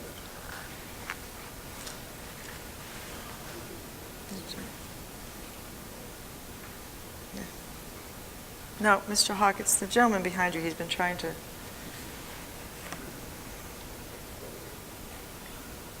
Sorry, I did not pay enough attention at the selectmen meeting to these points. When we talk about this payment in lieu of taxes, is that a fixed number? Moderator, can you ask the question? Is that a fixed number, or is that a set value on the land and they will pay the ever-increasing proportionate tax rate on that land? Having been involved in real estate, I know when people get certain leases at a certain, quote, fixed tax rate, everybody else ends up paying 10 times what the original person paid. Mr. Parker?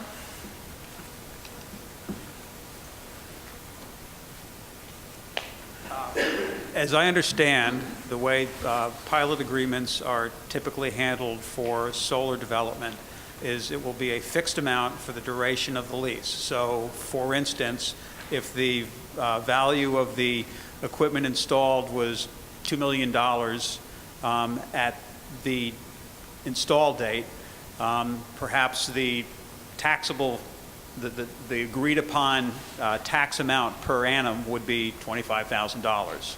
And it would be that for every year for the duration of the lease. So the advantage for the business is that they now understand that portion of their cost. The advantage for the town is that the town then understands what income it's going to derive each year from that particular place. I'd like to point out to everyone that the motion on the floor is to authorize the Board of Selectmen to enter into a lease for any or all of that portion of town property located into the solar overlay district. Now, I understand that whether or not we want a solar overlay district is a contentious issue, and one way to throw a monkey wrench into that is to vote no on this article. However, the discussion has gotten pretty far away from the intent of the article, which is to authorize the selectmen to enter into a lease, and has now gotten into a reopening of the discussion, which we had at previous town meetings, about whether we want to have a solar overlay district or not. And so what I would encourage everyone to please limit your discussion to the motion on the floor, which is to allow the Board of Selectmen, authorize the Board of Selectmen to enter into a lease. Mr. Parker.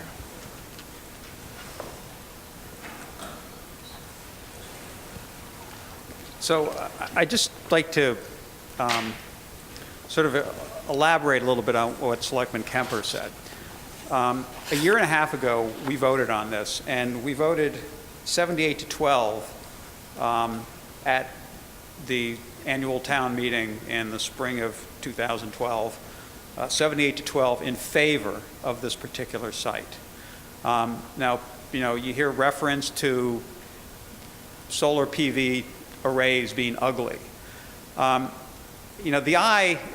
beauty's in the eye of the beholder.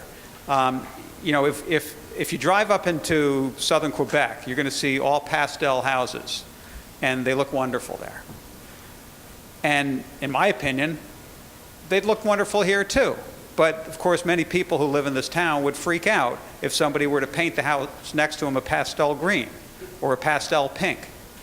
So, it's all what turns you on. It's all what your eye sees. And as the world changes, you're going to see more and more PV built out. It's a necessity. And it's incredibly ironic that people believe they're preserving the beauty of the world by putting off what's necessary to preserve the beauty of the world. If we continue to not pay attention to the downside of our energy demands, then everything we have is going to be gone. It's going to be for naught. So, we just got to get a grasp on reality. Okay, this still isn't a discussion about authorizing the selectmen to enter into a lease. So I would please ask you, as Mr. Parker pointed out, we did vote for this in 2012. We can always reverse ourselves. We can ask the selectmen to put an article on the warrant to take away whatever it is we voted for in 2012. But that's not the article that's on the warrant this evening. The article on the warrant this evening is to authorize the selectmen to enter into a lease. So could we please focus the discussion, because we could stay here all night discussing the pros and cons of this, and we still can't undo it tonight. Mr. Hawk.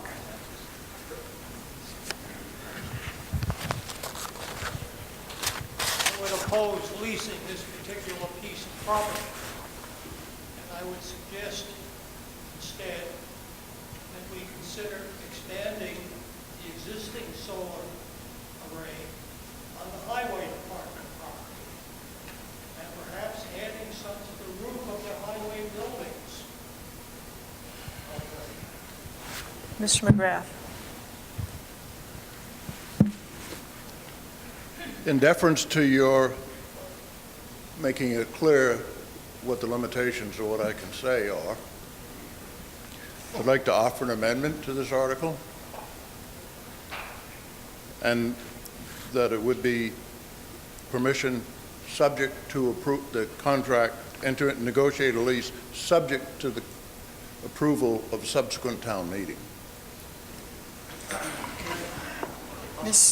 Excuse me, I'm going to consult town council. To that, so we can't discuss it.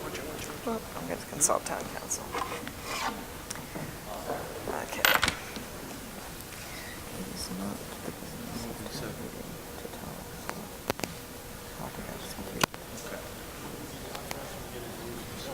Right. So it's not subdivision. Okay. That motion's out of order. The motion is out of order. We do not tell the selectmen how to run the selectmen's office. We appropriate money or we authorize them to enter into a lease. If we authorize them to enter into a lease with the proviso that then they have to come back to us to approve that lease, we have told them how to do their job. So if you do not wish the selectmen to enter into a lease on this property, the appropriate thing to do is vote no. Is there any new discussion on this? I think we all understand that there are many people who are opposed to this, and that's fine. But we're not really discussing whether we're for or against the solar array. What we're discussing is, do we want to allow the selectmen to enter into a lease? If you do not wish to allow the selectmen to enter into a lease, you simply vote no for the motion. Do you actually have something new to add? Okay. The amendment was out of order. Could we hear the dissenting opinion from the Finance Committee, possibly, Madam Moderator?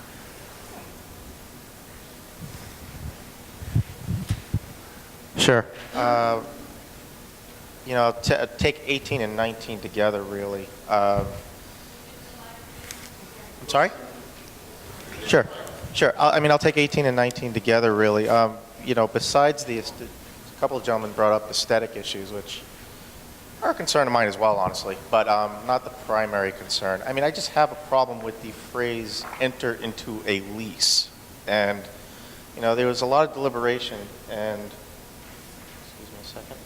a lot of discussion in the FinCom meetings as well on this, because I just really had a problem with that phrase. It doesn't say investigate a lease. It doesn't say do an exploratory. It says enter. And I just have a hard time getting past that phrase. Now, enter into a lease is enter into a lease. Now, as we started getting into this a little bit further and we had further discussions, I started raising various questions as well. And, in short, nobody really knew. So I wanted to get some measurables and I wanted to get some quantifiables. What are going to be some of the energy savings? What is this going to mean in terms of the energy generated per household? In terms of kilowatt hours, and it's kind of this wide range. Without naming individuals, there were some individuals on the FinCom committee as well, despite the vote, that had their concerns. The idea of entering into something for 20 to 30 years with a static fixed rate, without some sort of reset over time, I have a problem with. This is not a project that we have to take on. This is a project we're choosing to take on.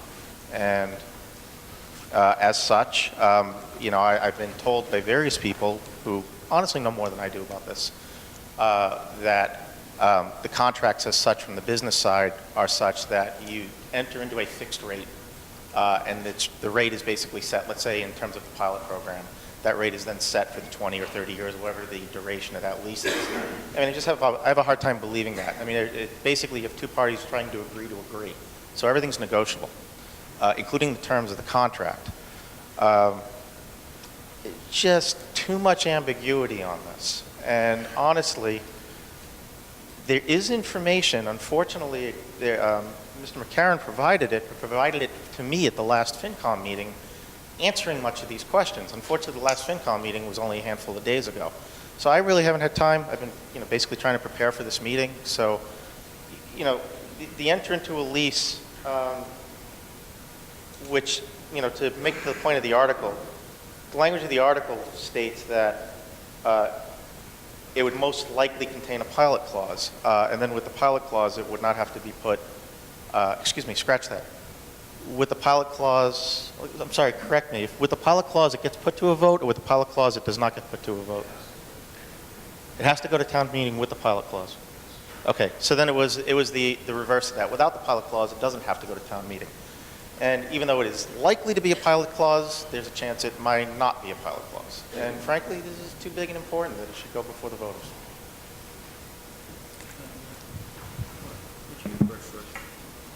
Mr. Knowles.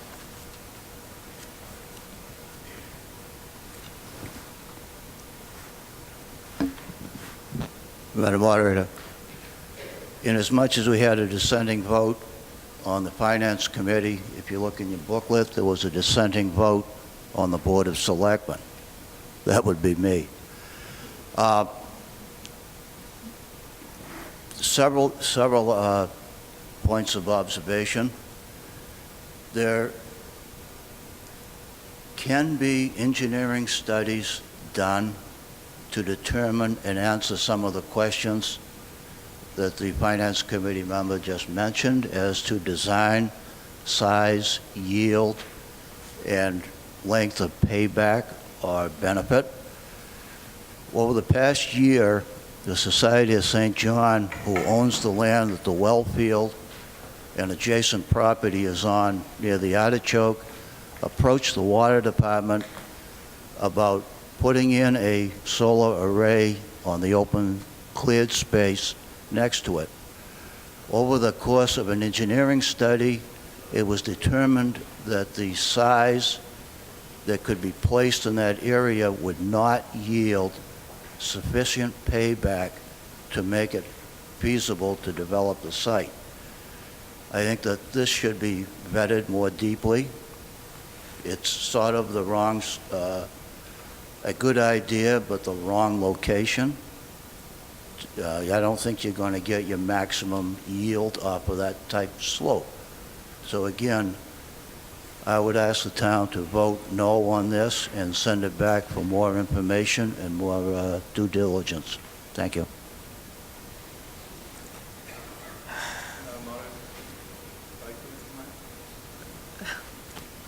Are we just dragging this out interminably? Mr. Kemp. Thank you. I think we all have to understand, and we all have to have a little bit of trust in your selectmen also. Okay? This gives us the authority to negotiate a lease. It doesn't mean we have to sign it. This is a new, like a new frontier, not to be kind of corny. I mean, we have to kind of understand what it's going to be, and if we don't think it's a good, if I don't think it's going to be a good return for the town, I'm not going to sign it just because we have solar in town. I mean, I like all the components, that we have solar, that we are conserving energy, and then it's going to be beneficial for the town, and, as we've talked tonight, another way of getting revenue into this town to be able to reduce our tax rate. This is just giving us the authority to negotiate the lease. You have to have some trust that we're going to do the best for the town. When I first started here, we didn't even have a proper lease up at the Children's Castle and at the Page School. We just got $299,000 put into free cash because we've negotiated a lease. We negotiate leases all the time for this town, and every time we do it, it's in the best interest for the town. This is a common occurrence that this selectman board, through our Chief Procurement Officer, Mike, and his legal opinion, we negotiate leases all the time, and it's always for the best interest in the town. And we say no, we fix them, but it's always in the best interest. You have to, this process has been voted on. This is just another process. We can't kick the can down the road. We need to keep the process going and give us the ability to try to negotiate a lease for the best interest of the town.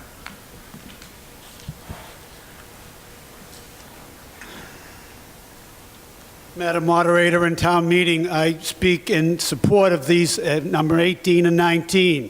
Please let us move into the 21st century.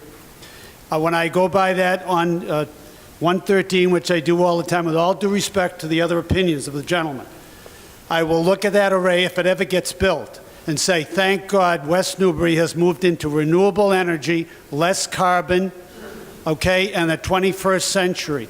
I move the question, Madam Moderator. Okay, now it is not our...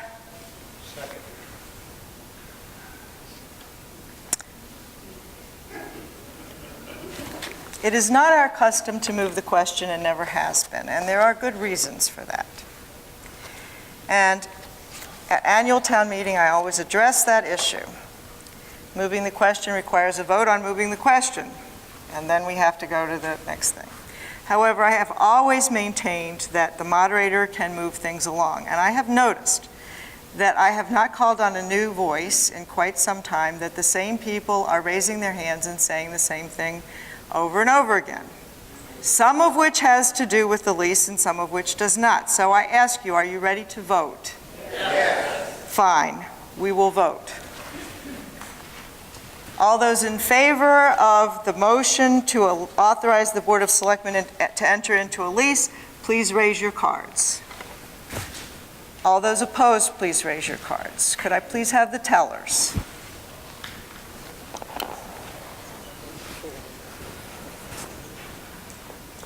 I'm going to count it. It's too close to call.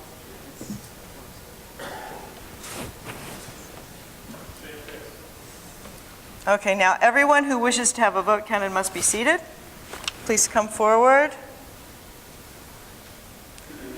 When I ask you to raise your card, please keep your card raised straight and steady until the teller passes. Would you please count this side of the hall and the selectmen? And would you please count this side of the hall and the finance committee? Okay, all those in favor of this motion, please raise your cards.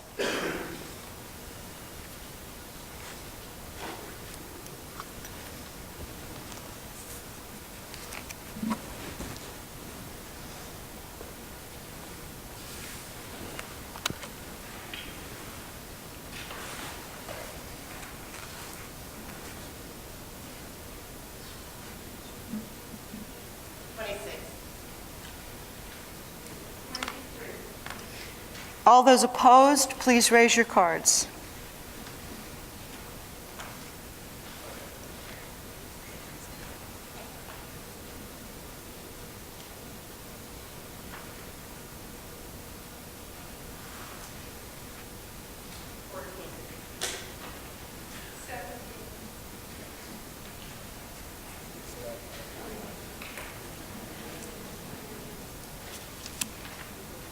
All those abstaining, please raise your cards.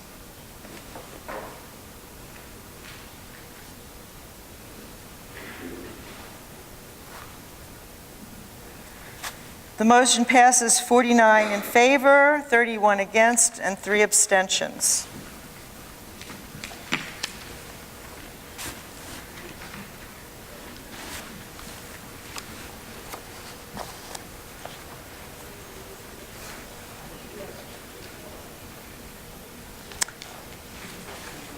Article 19, to see if the town will vote to authorize the Board of Selectmen to enter in, excuse me, I have a question.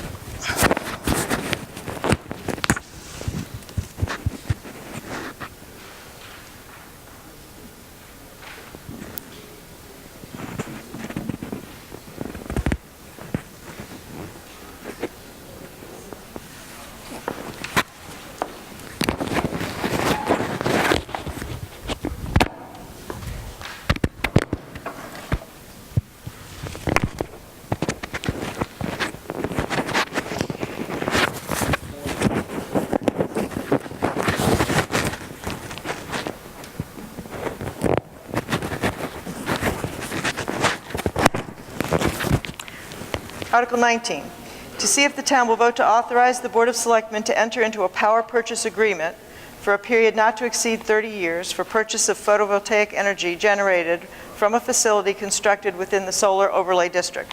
What is the recommendation of the Finance Committee? Mrs. Gadd. Madam Moderator, the Finance Committee recommends approval of this article. This article obviously goes with the previous article.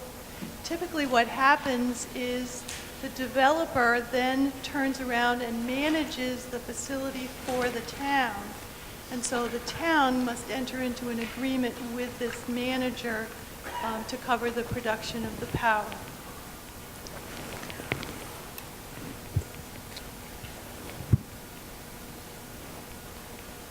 Motion? Mr. Parker, you going to make the motion?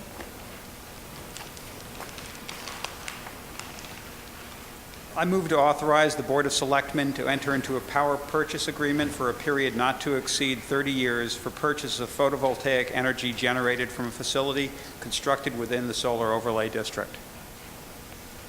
Discussion. Discussion?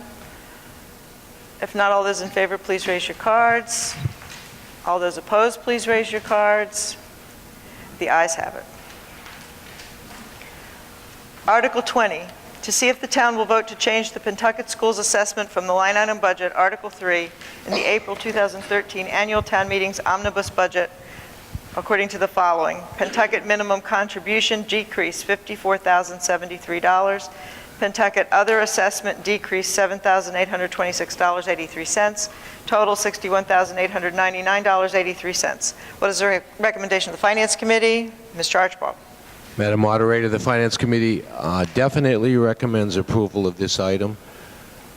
Basically, at the annual town meeting, we voted on our assessment from the Pentucket District. The state recalculated the amount that the town actually owed. Some of the other towns, they actually had an adjustment in the opposite direction. So this will actually, voting in favor of this will actually lower your taxes this year.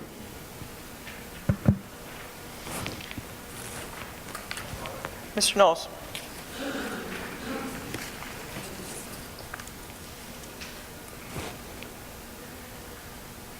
I move to amend the following items from the FY 2014 annual town meeting omnibus budget for the Pentucket school assessments as follows. Pentucket minimum contribution from $4,876,291 to $4,822,218, resulting in a decrease of $54,073, and from the Pentucket other assessment from $1,041,890.59 to $1,034,063.76, resulting in a decrease of $7,826.88. Discussion. Not all those in favor, please raise your cards. All those opposed, please raise your cards. It's unanimous. Article 21, to see if the town will vote to accept the provisions of Massachusetts General Laws, Chapter 32B, Section 20 as amended, which includes the acts of 2011, Chapter 68, Section 57. What is the recommendation of the Finance Committee? Mr. Archibald. Madam Moderator, the Finance Committee recommends approval of this item. There's a lot of acronyms here. Basically, OPEB, other post-employment benefits. So what is that? This is money that the town, for the last, I believe, 3 or 4 years, has been setting aside for retired employees to pay health insurance costs as part of their contract. So the state has mandated, not mandated, but recommended, I don't know what's a mandate or not, but wants the towns to fund unfunded liabilities. So this is what the OPEB is. So to this point, West Newbury has been very forthright and very good about doing this. We're one of the few towns in the state to do so. And we've put away approximately $1.4 million into this OPEB account. So now the state has come up with what we can, we've set the money aside, but the legislation has now caught up with us having funded the account. And in order to sort of agree with what I call it, the other acronym here is called GASB, which is Governmental Accounting Standards Board. Basically, by putting this money in this account, which we already have done, by agreeing to this change to the Mass General laws, that we accept this part of Mass General laws, we will be essentially putting this money aside so that it cannot be used in the future for any other town expenses. So if there was a lawsuit or something, this money could not be used for that, for any of these other purposes. So why is that good? Well, it's good, and it's not. You would say, well, in an emergency, maybe we want to be able to tap that money. Well, one thing this does is when the town goes to borrow money, they look at how we've agreed to the governmental accounting standards, and so we get a much better rate when we borrow money. This town, for the size of the town, has a very good credit rating, and so this really improves our credit rating.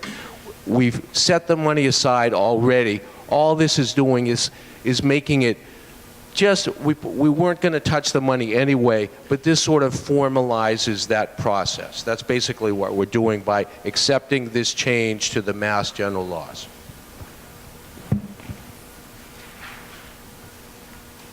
Mr. Kemper.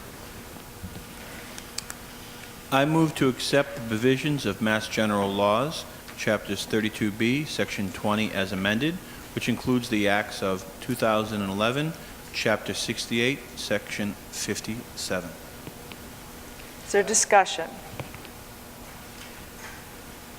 All those in favor, please raise your cards. All those opposed, please raise your cards. The ayes have it. Article 22, to see if the town will vote to amend Section 8 of the town bylaws to allow one member of the Finance Committee to be a member of the Investment Policy Committee. What is the recommendation of the Finance Board? Madam Moderator, the Finance Committee recommends approval of this article. Mr. Anderson. Madam Moderator, I move to amend Section 8 of the town bylaws to allow one member of the Finance Committee to be a member of the Investment Policy Committee to be revised to read, quote, and a member of the Finance Committee shall be a member of the Advisory Capital Improvements Committee, and a member of the Finance Committee shall be a member of the Investment Policy Committee, unquote.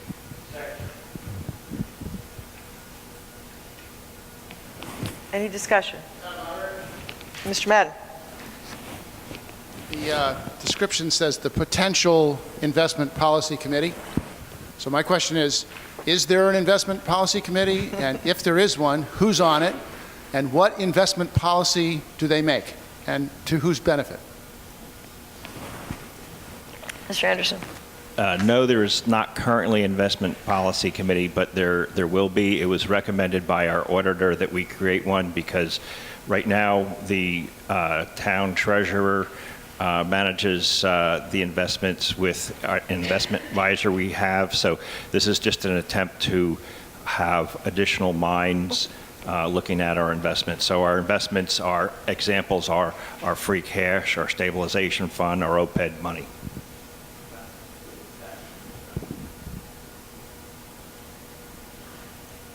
So since it doesn't exist, I assume there's no one on it. Is there any discussion? All those in favor, please raise your cards. All those opposed, please raise your cards. It's unanimous. Article 23, to see if the town will vote to amend the zoning bylaw, Section 20, Groundwater Protection Overlay District, GPOD, by amending the GPOD map to add a new zone 11, or new zone 2, I guess, south of the existing zone 1, and to amend the date of the map in Section 10D of the bylaw. What is the recommendation of the Finance Committee? Finance Committee voted to approve 400. Pretty much as the article rationale states, I mean, this is really to correct an administrative oversight that we have related to the water field. The only other point I guess I would really add on top of that is the fact that, abutters were notified had a chance to basically speak to the issue, and if I understand correctly, I forget exactly who was the source to tell me, but no abutters had shown up, so there doesn't seem to be much concern with neighbors around the property, and I think it was only one or two neighbors at best. So, just to basically, do an administrative correction. Mr. Bridges. Mr. Bridges? Madam Moderator, I move to amend Section 10, Groundwater Protection Overlay District, GPOD, by amending the GPOD map and add a new Zone 2 south of the existing Zone 1, as shown on Article 23, Appendix, Proposed Groundwater Protection Overlay Map in the Finance Committee booklet dated November 4th, 2013, and to amend the date of the map in Section 10.d of the bylaw. Discussion. Amendments to the zoning bylaws require a 2/3 vote. So I would like to take this vote in the reverse order. All those opposed to this motion, please raise your cards. All those in favor, please raise your cards. It's unanimous. Article 24, to see if the town will vote to amend the zoning bylaw by deleting the existing Section 8B, Site Plan Review, and replacing it with a new Section 8B, Site Plan Review. What is the recommendation of the Finance Committee? Mr. Archibald. Madam Moderator, the Finance Committee recommends approval of this article. What's going on here? There was a section of the zoning bylaws, but this is the intent of this new site plan review is to get rid of some ambiguities, actually make it easier for people, commercial development or some kind of construction or development that the municipality, the town might take on. So this only applies to non-residential development. And basically what's going on here, someone wants to put up a new building, the first person that they would talk to is the building inspector. The building inspector would get a sense of what they wanted to do and then recommend that or not that they have a site plan review. This would, they would then go to the planning board, and the planning board might make recommendations. The planning board has been working on these for a very long time, several years. They put a lot of time and effort into it. The FinCom was actually quite negative about this in their first go-around last year. There's been a lot of, we believe, good improvements to it, things that are not going to discourage development in the town, that it was to places where we need new development, increase the tax base. This would not be doing that. But what this does is it allows the town to have a say-so in any development that might take place. My example, I've said the same example a few times, so people probably have heard it, but it's kind of boring. But imagine a developer wants to put up a business and they're from New Mexico, and they like a nice adobe building, and it might be beautiful in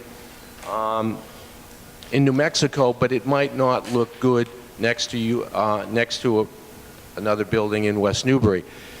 This would not make it, we would not be able to tell the developer, no, you can't put up an adobe building here, but they might not be aware of that. And so the planning board will be able to give them recommendations and give them information to make any kind of development, whether, like I say, commercial or municipal, to make it actually maybe fit better into the town. Abutters would be placed in the process early on in the process, and again, might make a development more compatible with the town. Everyone might be happier. We're just hoping that this change to the bylaws will be a win-win for the people planning any development and the town and residents and abutters too. So it's a very complicated process. There's a lot of steps involved here, but after a lot of hard work, we agree that this change to the bylaws we think is a good plan. Mr. Bridges, who's making this?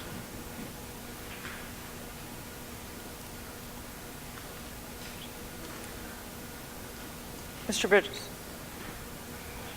I make the motion to accept Article 23.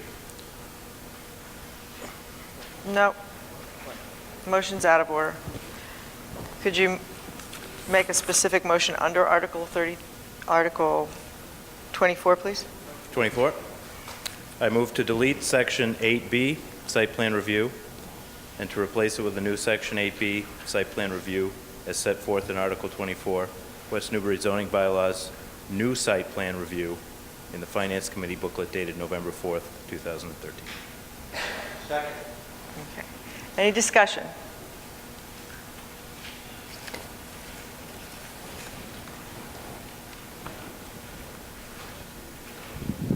I actually support this article, but I want to point out that in the Finance Committee rationale, it suggests that the site plan review by the planning board can ultimately only provide recommendations to the applicant.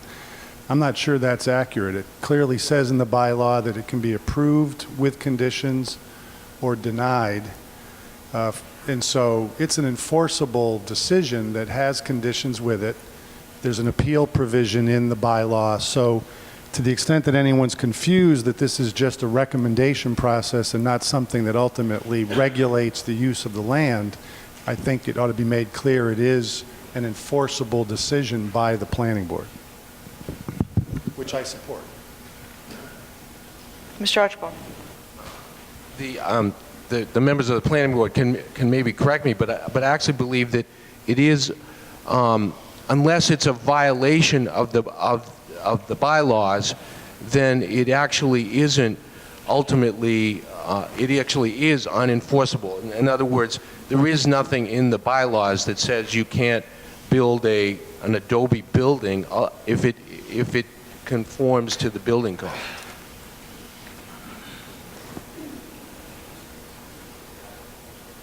The bylaw states, this is 8B7, that there are 3 final actions that can be taken. One is approval as submitted, approval with conditions, and disapproval, but disapproval is very narrowly defined, as Dave just said. The language of the bylaw is a disapproval of the application for the reasons of an incomplete application or non-compliance with the zoning bylaw. That doesn't mean just with this portion of the zoning bylaw, but if there's some other egregious, setback or other violation that would constitute grounds for disapproval. Otherwise, it is, in the main, an advisory kind of approval. Mr. Coe. Madam Moderator, just a couple of things. We already have a site plan review bylaw, but there's ambiguity in it, and developers don't know what to expect, and there's confusion about how it gets implemented. This cleans up a lot of those problems. Second, to me, this isn't, the biggest deal about a site plan review to me is that somebody can't just come in and build something without the abutters knowing about it. When a site plan review is called, all the abutters get a chance to come into a public hearing. They get to see what it's about. They get to express their opinions. So it's a transparency issue for me. And this protects the existing people, and it protects existing businesses in town that can't be surprised by a new neighbor that detracts from their existing business. Further discussion? Not all those in favor, please raise your cards. All those opposed, please raise your cards. Okay, I'm going to have to take this opposite again because it is a 2/3 vote because it's a zoning bylaw. So if you wish to vote no, please do it clearly. All those opposed, please raise your card. 1. Opposed. All those in favor, please raise your card. 80 in favor.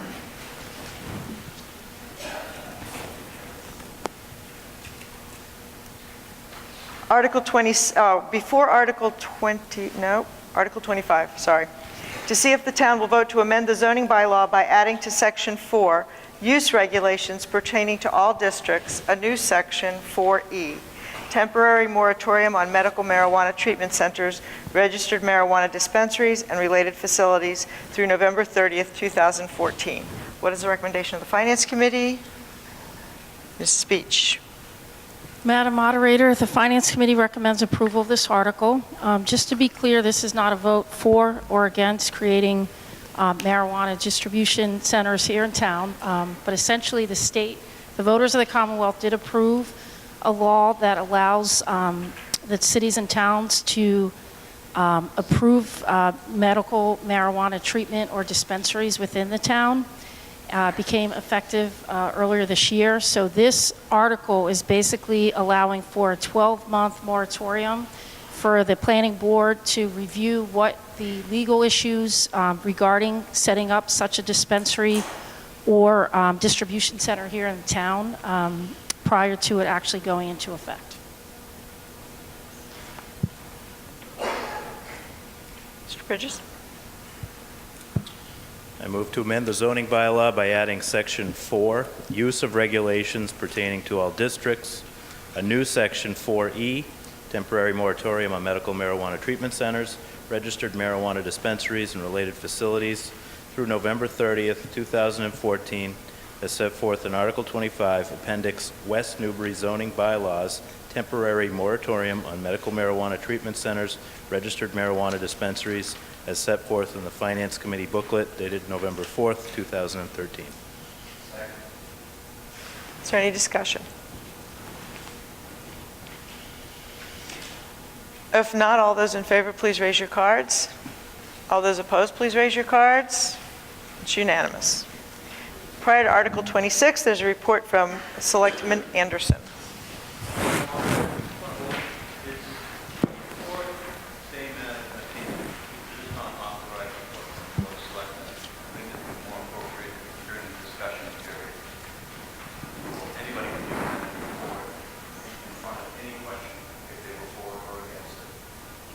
So this is not a Board of Selectmen report? Absolutely not. Well, I'll recognize you during it. I'll recognize you during discussion. Article 26, to see if the town will vote to accept the provisions of Massachusetts General Laws, Chapter 48, Section 42, or to take any other action relative thereto. What is the recommendation of the Finance Committee? Mrs. Gadd. Madam Moderator, the Finance Committee recommends approval of this article.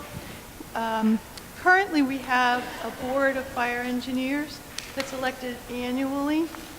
Over the past couple of years, the number of board members has changed, and every year the board actually elects a chief. So there's a chief for only 1 year at a time. This article would allow the Board of Selectmen to appoint a fire chief and who would operate under a contract and then continue to run our call fire department just as it is currently run. The Finance Committee thought this would lend to some continuity in the department and give some long-term planning arrangements available. It's also been brought to our attention that there has been a recent new Code of Ethics standard. And to summarize it, if I can, for the common man, I think goes something like this. A board cannot elect someone, its head, who is a member of the board, and the board is going to compensate, but the director that they elect is supposed to supervise the board. That causes a fundamental conflict of interest. And that's the way our current Board of Fire Engineers is organized. So we think that we had better hop out of the 19th century and move forward as so many other towns have. Mr. Knowles.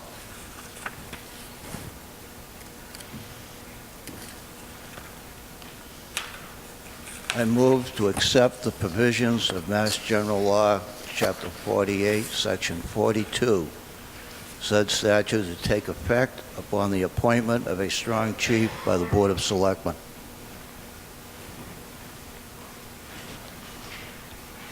Is there a second? Second. Discussion. Mr. Anderson. Madam Moderator, I'd just like to try to explain the thinking behind this. First of all, I want to start off by saying that I have the utmost respect and admiration for the men and women that volunteer for our town's fire department and the job that they do. I mean, I think the fire department is one of the shining stars of the town. This article has nothing to do with our firefighters or the way we fight fires. It's all about who runs the department, a committee or the chief. Article 26 is asking us to consider creating a strong chief and to dissolve the Board of Fire Engineers. Both a majority of the Board of Selectmen and of the Finance Committee are recommending the town meeting vote to make this change. Also, both of our former chiefs, Scott Birkenbush and Rock Dower, have told me personally that they strongly support the concept of a strong fire chief model. Massachusetts first created Board of Fire Engineer model approximately 150 years ago. West Newbury town meeting approved the establishment of our Board of Fire Engineers in 1885. Today, there are approximately 15 towns statewide and 4 in Essex County, including West Newbury, which still operate this way, and we're one of them. And I understand, it's difficult to talk about changing something that's been in place here for over 125 years. However, earlier this year, Groveland Town Meeting approved the adoption of the strong chief, and Georgetown made the change a few years ago. So one by one, almost every town has gone ahead and made this change. By state statute, all members of the Board of Fire Engineers are appointed annually each April by the selectmen. Every year, they in turn appoint a chief engineer who serves as the fire chief. In more recent years, people appointed to the Board of Engineers have changed frequently, which makes it difficult to have continuity. For example, this year, 3 out of the 5 engineers are new. Plus, it begs the question, who's really in charge of the department, the chief or the engineers? A strong fire chief is a professional manager charged with creating and implementing the long-term strategy of the department, similar to how we manage the police department. The chief will have full and absolute authority in running the department, and they are responsible to manage over 30 firefighters and over $3 million worth of town assets, including fire trucks and equipment. And I just want to stress, this is not a full-time position. The recommendation is that we have a part-time strong chief working approximately 16 hours a week. So the cost to pay our current week chief and Board of Fire Engineer model has budgeted an hourly rate. So the cost for a part-time strong chief would be the same money. So there is zero tax impact, no additional tax burden. Since a strong chief dissolves the Board of Fire Engineers, they obviously do not support this change and would like additional time to work on their recently created objectives. And some of the comments I've heard from around town, not from the engineers themselves, are we want to change the way we fight fires. No, the chief is still in charge, and even more so now. This will lead to a $100,000 position with benefits for life. That is not what's being proposed. Don't fix things that aren't broken. Well, I would ask, why not? Because this improves the organizational structure. It's shooting from the hip. On the contrary, this is well thought through with a plan to implement, which I'd be happy to talk about. The bottom line is this article eliminates a layer of management that was created in 1885, which is no longer necessary today. So thank you for your consideration. Further discussion? Mr. James.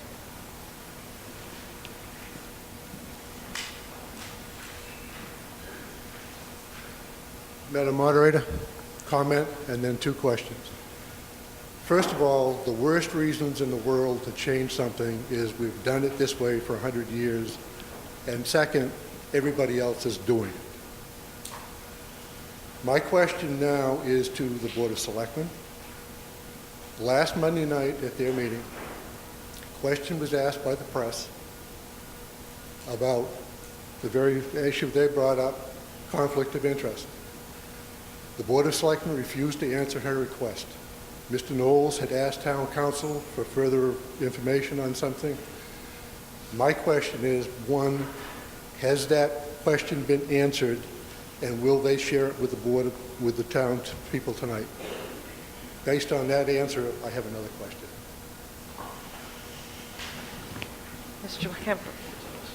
We're going to have two different opinions because Okay, well, I'll allow you both to answer the question. I thought that we should share all the basic information that we have to our finance committee because I think that their opinion on this is actually wrong. And if they're going to be advising the town on a certain subject, they should have all the information so they can make the best decision, and then you guys should have all the decisions. So I would like to release it, but I'm only one member of a board.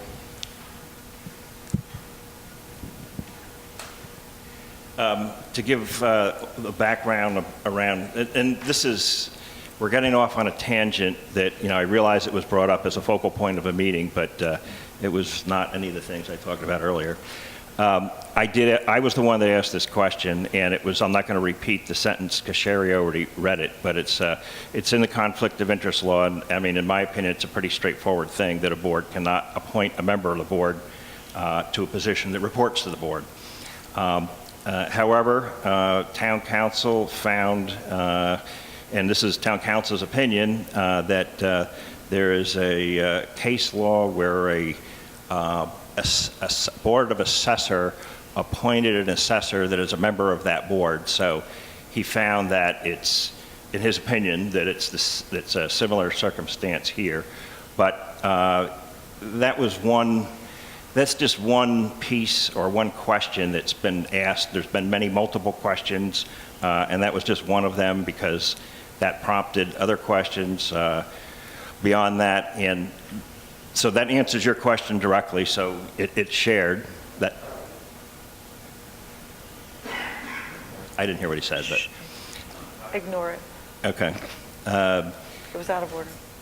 Okay. I mean, that's essentially what that correspondence said. I mean, I'm paraphrasing, but that's what it said in its entirety. And Mike can fill in any gaps if he chooses to. The question really needs to go to the State Ethics Commission, which Mike did, but I think what we need is an actual advisory opinion from the State Ethics Commission. I've spoken to other sources. Matter of fact, I spoke to an attorney this morning who is an attorney for the Massachusetts Call Volunteer Fire Association, and he told me that he knows of two chiefs personally that the Ethics Commission had approached, and they chose to resign versus having a ethics violation that there's an actual opinion written against them. So it's to be determined. But my advice would be, forget what the ethics thing is. Discount it, make believe that we are in order, and vote with your opinion of what's the right thing to do. No, let's not let this get out of control. Okay, fine. But before we start plunging in, Mr. Jane said he had a follow-up question, which I will allow, and then we will proceed with the rest of the discussion. First of all, Madam Moderator, we're talking about Ethics Commission, so how, first of all, can we forget what anything that has to do with the Ethics Commission? Why can we just ignore that? But if they're still waiting on a legal opinion from the Ethics Commission, how can we continue with this very question without having the answers necessary by this body to make a vote? Okay. I would like to open it up for more discussion. Mr. Archibald.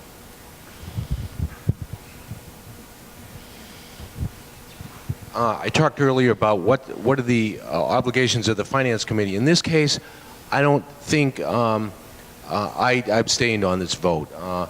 I don't think we have enough information on this at all. We don't have enough information on a lot of things about it. The financial implications are the Finance Committee's realm, and I have to say we have very little or no information on what's what's actually going to, I want to see change, I want to see payroll sheets, I want to see things like that on how this change would affect the town. We don't have that at all. This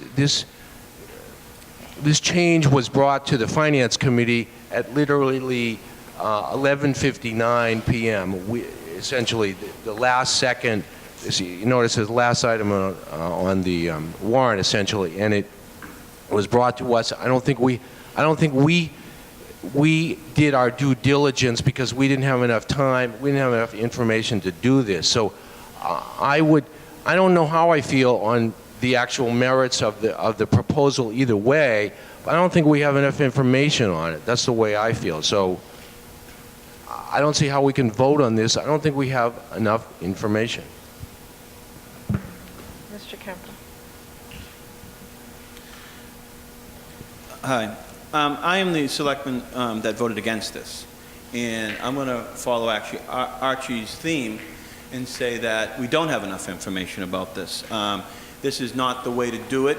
If we're going to change something that we've done for over 100 years, or if we've even done over 10 years, give me a reason why we're changing it. Is there an egregious thing that's not being done right? Is safety at risk? Is the administration portion of our fire department not being met? Even Joe at a selectmen's meeting agreed, this is the best value we have in our town. So why are we changing it? I honestly don't know. I've talked to members of the board of, of the finance committee. I mean, in their rationale, they're quoting an O'Keefe's report. It says 2004. It actually was finished in 2002. But I asked them if they had read it and understood it. They didn't even know it existed, and they heard one of the individuals talking about it because they had talked to a former chief about it. In that O'Keefe report says the chief, after we do it, needs a 4-door sedan too. I mean, it's just not vetted as properly as it needs to be. One thing the Finance Committee wanted was to talk to the Board of Fire Engineers, ask them their opinion of it. They were never asked to be brought in by them. They couldn't get an understanding of it, and I think if they had all the proper information, we could vote on it. I am not for it. I am not against it. I'm just saying that we do not have enough information right now to be able to do this vote. Joe had talked about Groveland. Yes, they did that. If you go down and talk to Groveland, they feel that they messed it up the first time because they rushed to judgment. Even Joe got that same information from the Groveland individuals. It's important. You only have one chance to do something right. And I think we set the Board of Fire Engineers out as a charge to come back and give us some recommendations. We didn't even wait for them to come back with those recommendations until we decided to do this. I honestly believe that this needs to be addressed because it is obviously an issue in town. We need to look at it and to bring this back in the spring when it's properly vetted and when the Finance Committee can probably even look at the numbers. It starts with 16 hours. It's government. When you get that, is that 16 hours, when is that going to turn into 40 hours? Is even a chief at 16 hours the proper position to have at this particular time right now? I've been told that it's not. I mean, so I would strongly ask you not to vote on this, and I promise you that we will have a better understanding of this and bring it back to you in the spring. Mr. McGrath. In the initial comments from the Finance Committee, the subject contract was mentioned. There is no mention of contract in Chapter 48, Section 42. Conflict of interest has been brought up, and I think maybe Joe dismissed it a moment ago, that isn't the driving force, as I gather it from this, that issue. The word continuity was mentioned a number of times. Whether the Board of Selectmen are selecting members of the Board of Engineers or whether they're selecting a chief, the continuity that you're looking for apparently resides with the Board of Selectmen and will continue in the future to be with the Board of Selectmen. So I don't see the continuity part of the fire chief as having been a problem. Since about 1946 until this day, with the respectful exception of Mike Dwyer, we've had 4 fire chiefs. That's a pretty good record for continuity.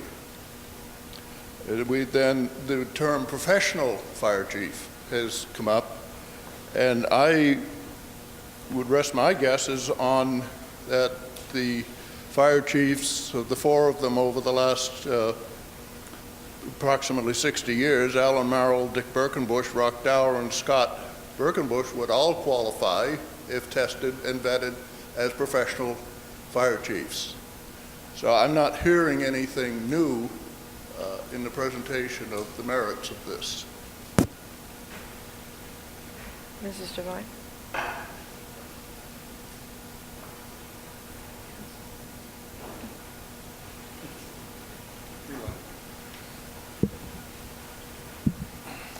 I'm going to make a statement as a question. I would like to ask that this town never, ever ignore ethics considerations and always wait for determinations on that issue. And then I'm confused. I thought I heard that this would have 0 financial impact. And then I thought I heard from the Finance Committee that they don't know the numbers. So I'm confused there, if I could be squared away on that. And lastly, if FinCom hasn't had the opportunity to feel that they can make a recommendation, I would hope that we would wait until this whole thing is vetted more. But I would like an answer of why there's a discrepancy as far as how this will financially impact the town. Mrs. Beach?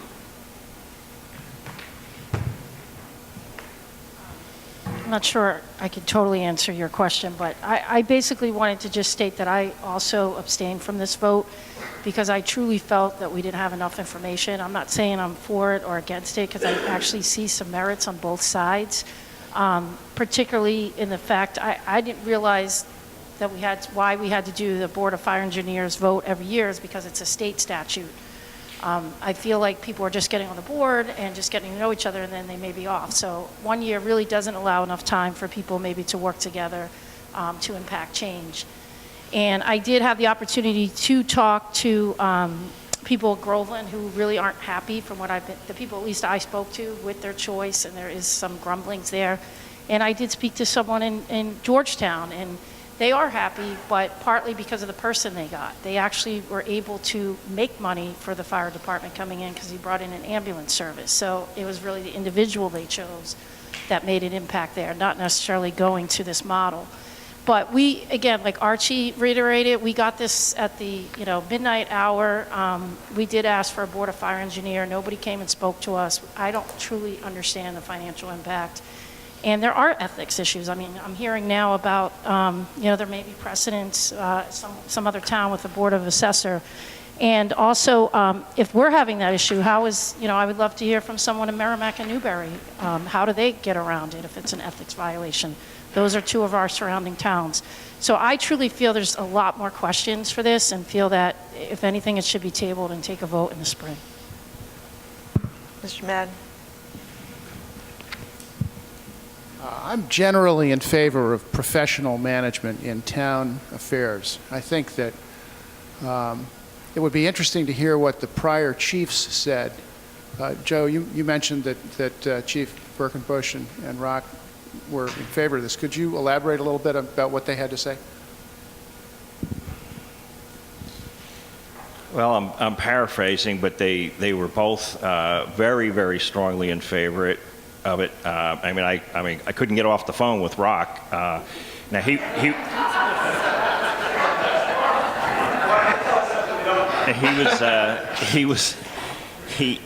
was on the Groveland Board of Fire Engineers. He very strongly wanted to dissolve their engineers, and what you're hearing about Groveland is entirely correct, and he reiterated that. They didn't have a plan. We do have a plan. We do have a strategy. They did not. They made a number of mistakes that I'm very aware of and we're not going to make. I would have a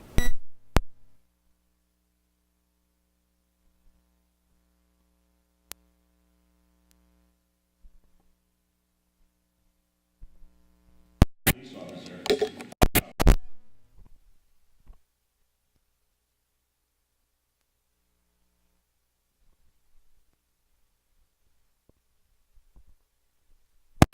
and 3 others that would do the initial screening, and then they would bring the best 2 to 3 candidates to the Board of Selectmen to be interviewed in a public meeting. One of the questions that was asked of me was, if this is part-time, will you have a pool of candidates that is qualified enough? So I was concerned about that. I talked from Groveland, and he gave me a glowing report that he was surprised at the qualifications of the people that came forward.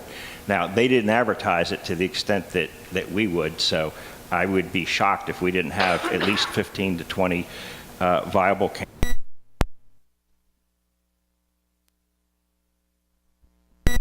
Department line item. There are 2 lines. One is for administration, one is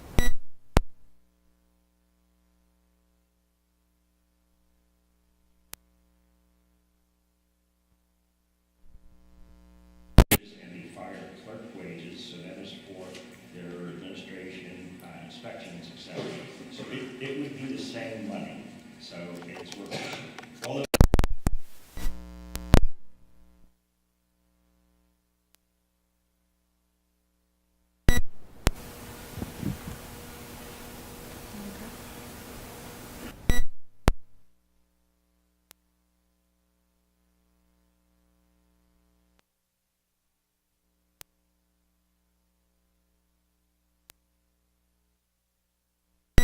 For you that don't know me, I'm Marianne Fowler, and I'm currently have the privilege of serving the town.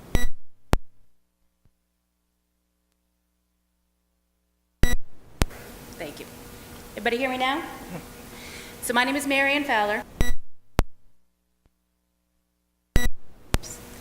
and I am disturbed at how far ahead in this process has come. My concerns are this town to make a significant change.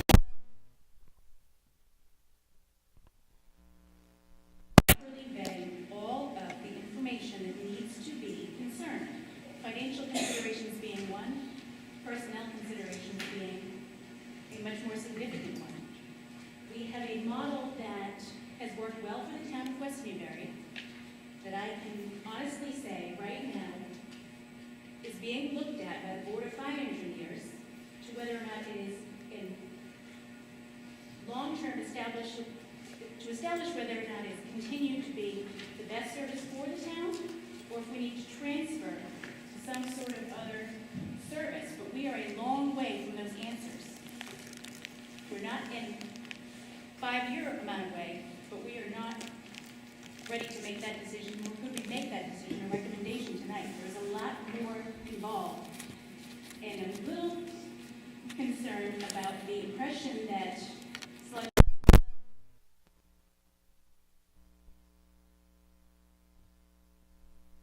have not known that, this is the direction we're so immediately taking with the Board of Selectmen.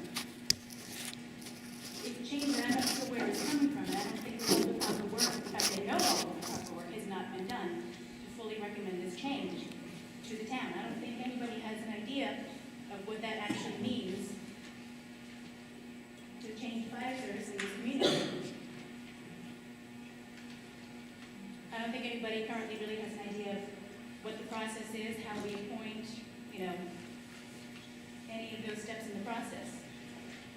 It's a major change to the way we do things here in the town, which is not to say that we shouldn't change it. We just aren't ready to change it. We don't have a transition plan in place.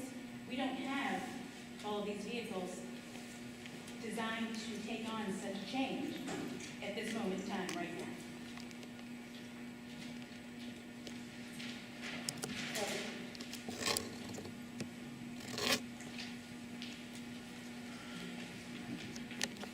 Madam Moderator, looking at the state law itself in the back says that the town adopting that bylaw may establish a strong chief. As I read the article, voting to adopt the article which would adopt the state law would not immediately enact a strong fire chief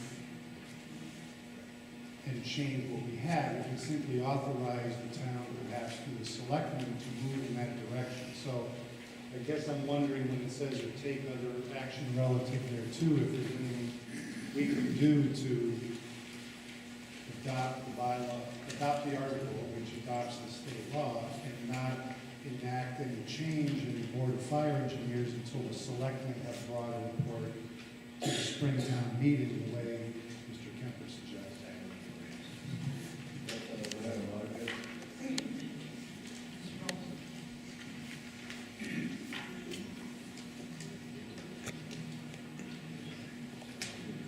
I'd like to point out that the previous speaker mentioned language in the article.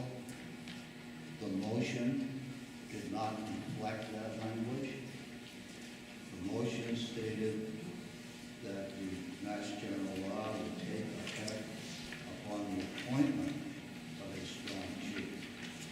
That could be months, it could be at the end of the current engineer's appointment, which would be April.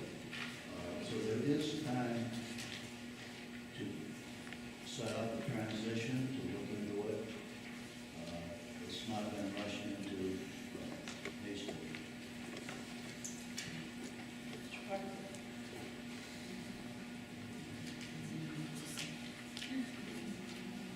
I don't have an opinion one way or another on this. I just don't understand what the hurry is. It's an institution, Board of Fire Engineers is an institution that seems to have worked well for 128 years. We have another annual town meeting coming up in about 6 months, at which point clearly people could become more educated, we could all learn more about it, and everybody could do more research who's involved in presenting the decision or the choice to us. So, 6 months, 128 years, I wait.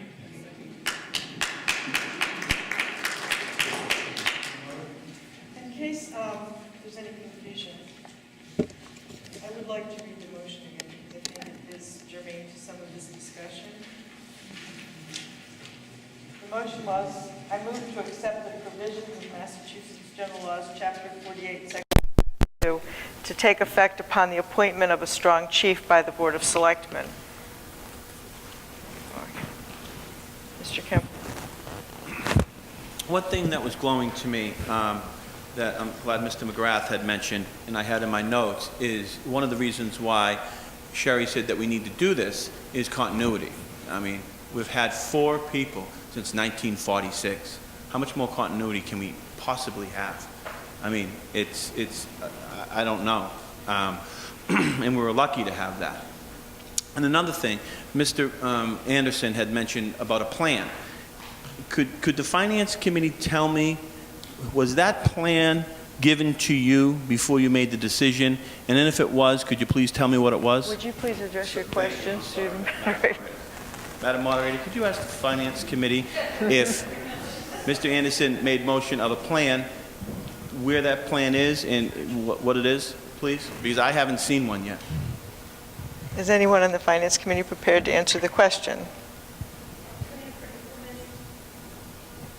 I can't hear. Which plan did you have in mind, Mr. Kemper? The plan that Mr. Anderson was making reference to. Okay, why don't we say this? Did you get any plan from Mr. Anderson? Madam Moderator, could you ask him if they got any plan from Mr. Anderson regarding this? And if they did, please explain to me what it was. Okay, I think this is out of order. Okay. Give it a shot. Is there any other discussion, even regarding a plan? No. Okay, is there any other discussion? Yes.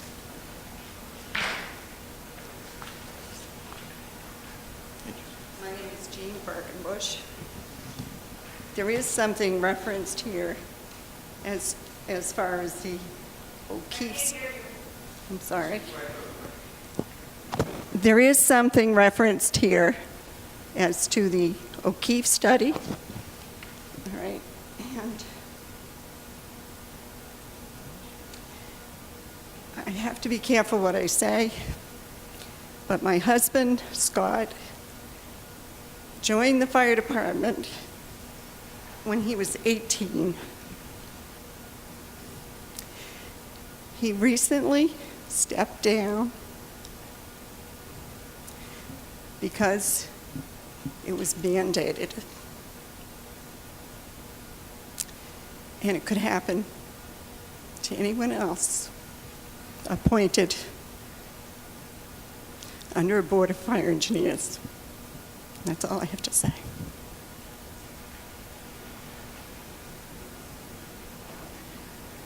Okay, are we ready to vote? Okay. So once again, the motion is to accept the provisions of Massachusetts General Laws, Chapter 48, Section 42, to take effect upon the appointment of a strong chief by the Board of Selectmen. All those in favor, please raise your cards. All those opposed, please raise your cards. The motion fails. Article 27, wrong thing. Article 27, to see if the town will vote to accept the revision of the Town Bylaw Harbor Committee for appointing members, Chapter 26, Section 7, by deleting 3 registered voters and replacing it with 3 town residents. What is the recommendation of the Finance Committee? Mrs. Gadd. Madam Moderator, the Finance Committee recommends approval of this article. This is merely housekeeping, and a change like this will bring this particular committee's bylaws in line with the other town committee bylaws. Madam Moderator? Mr. Kemper. I move to amend the Harbor Committee membership description by deleting the words registered voters in the bylaw, Chapter 26, Section 7, and adding town resident. Any discussion? All those in favor, please raise your cards. All those opposed, please raise your cards. Motion to adjourn. It's unanimous. All those in favor say aye. Aye. Anybody opposed? We are adjourned.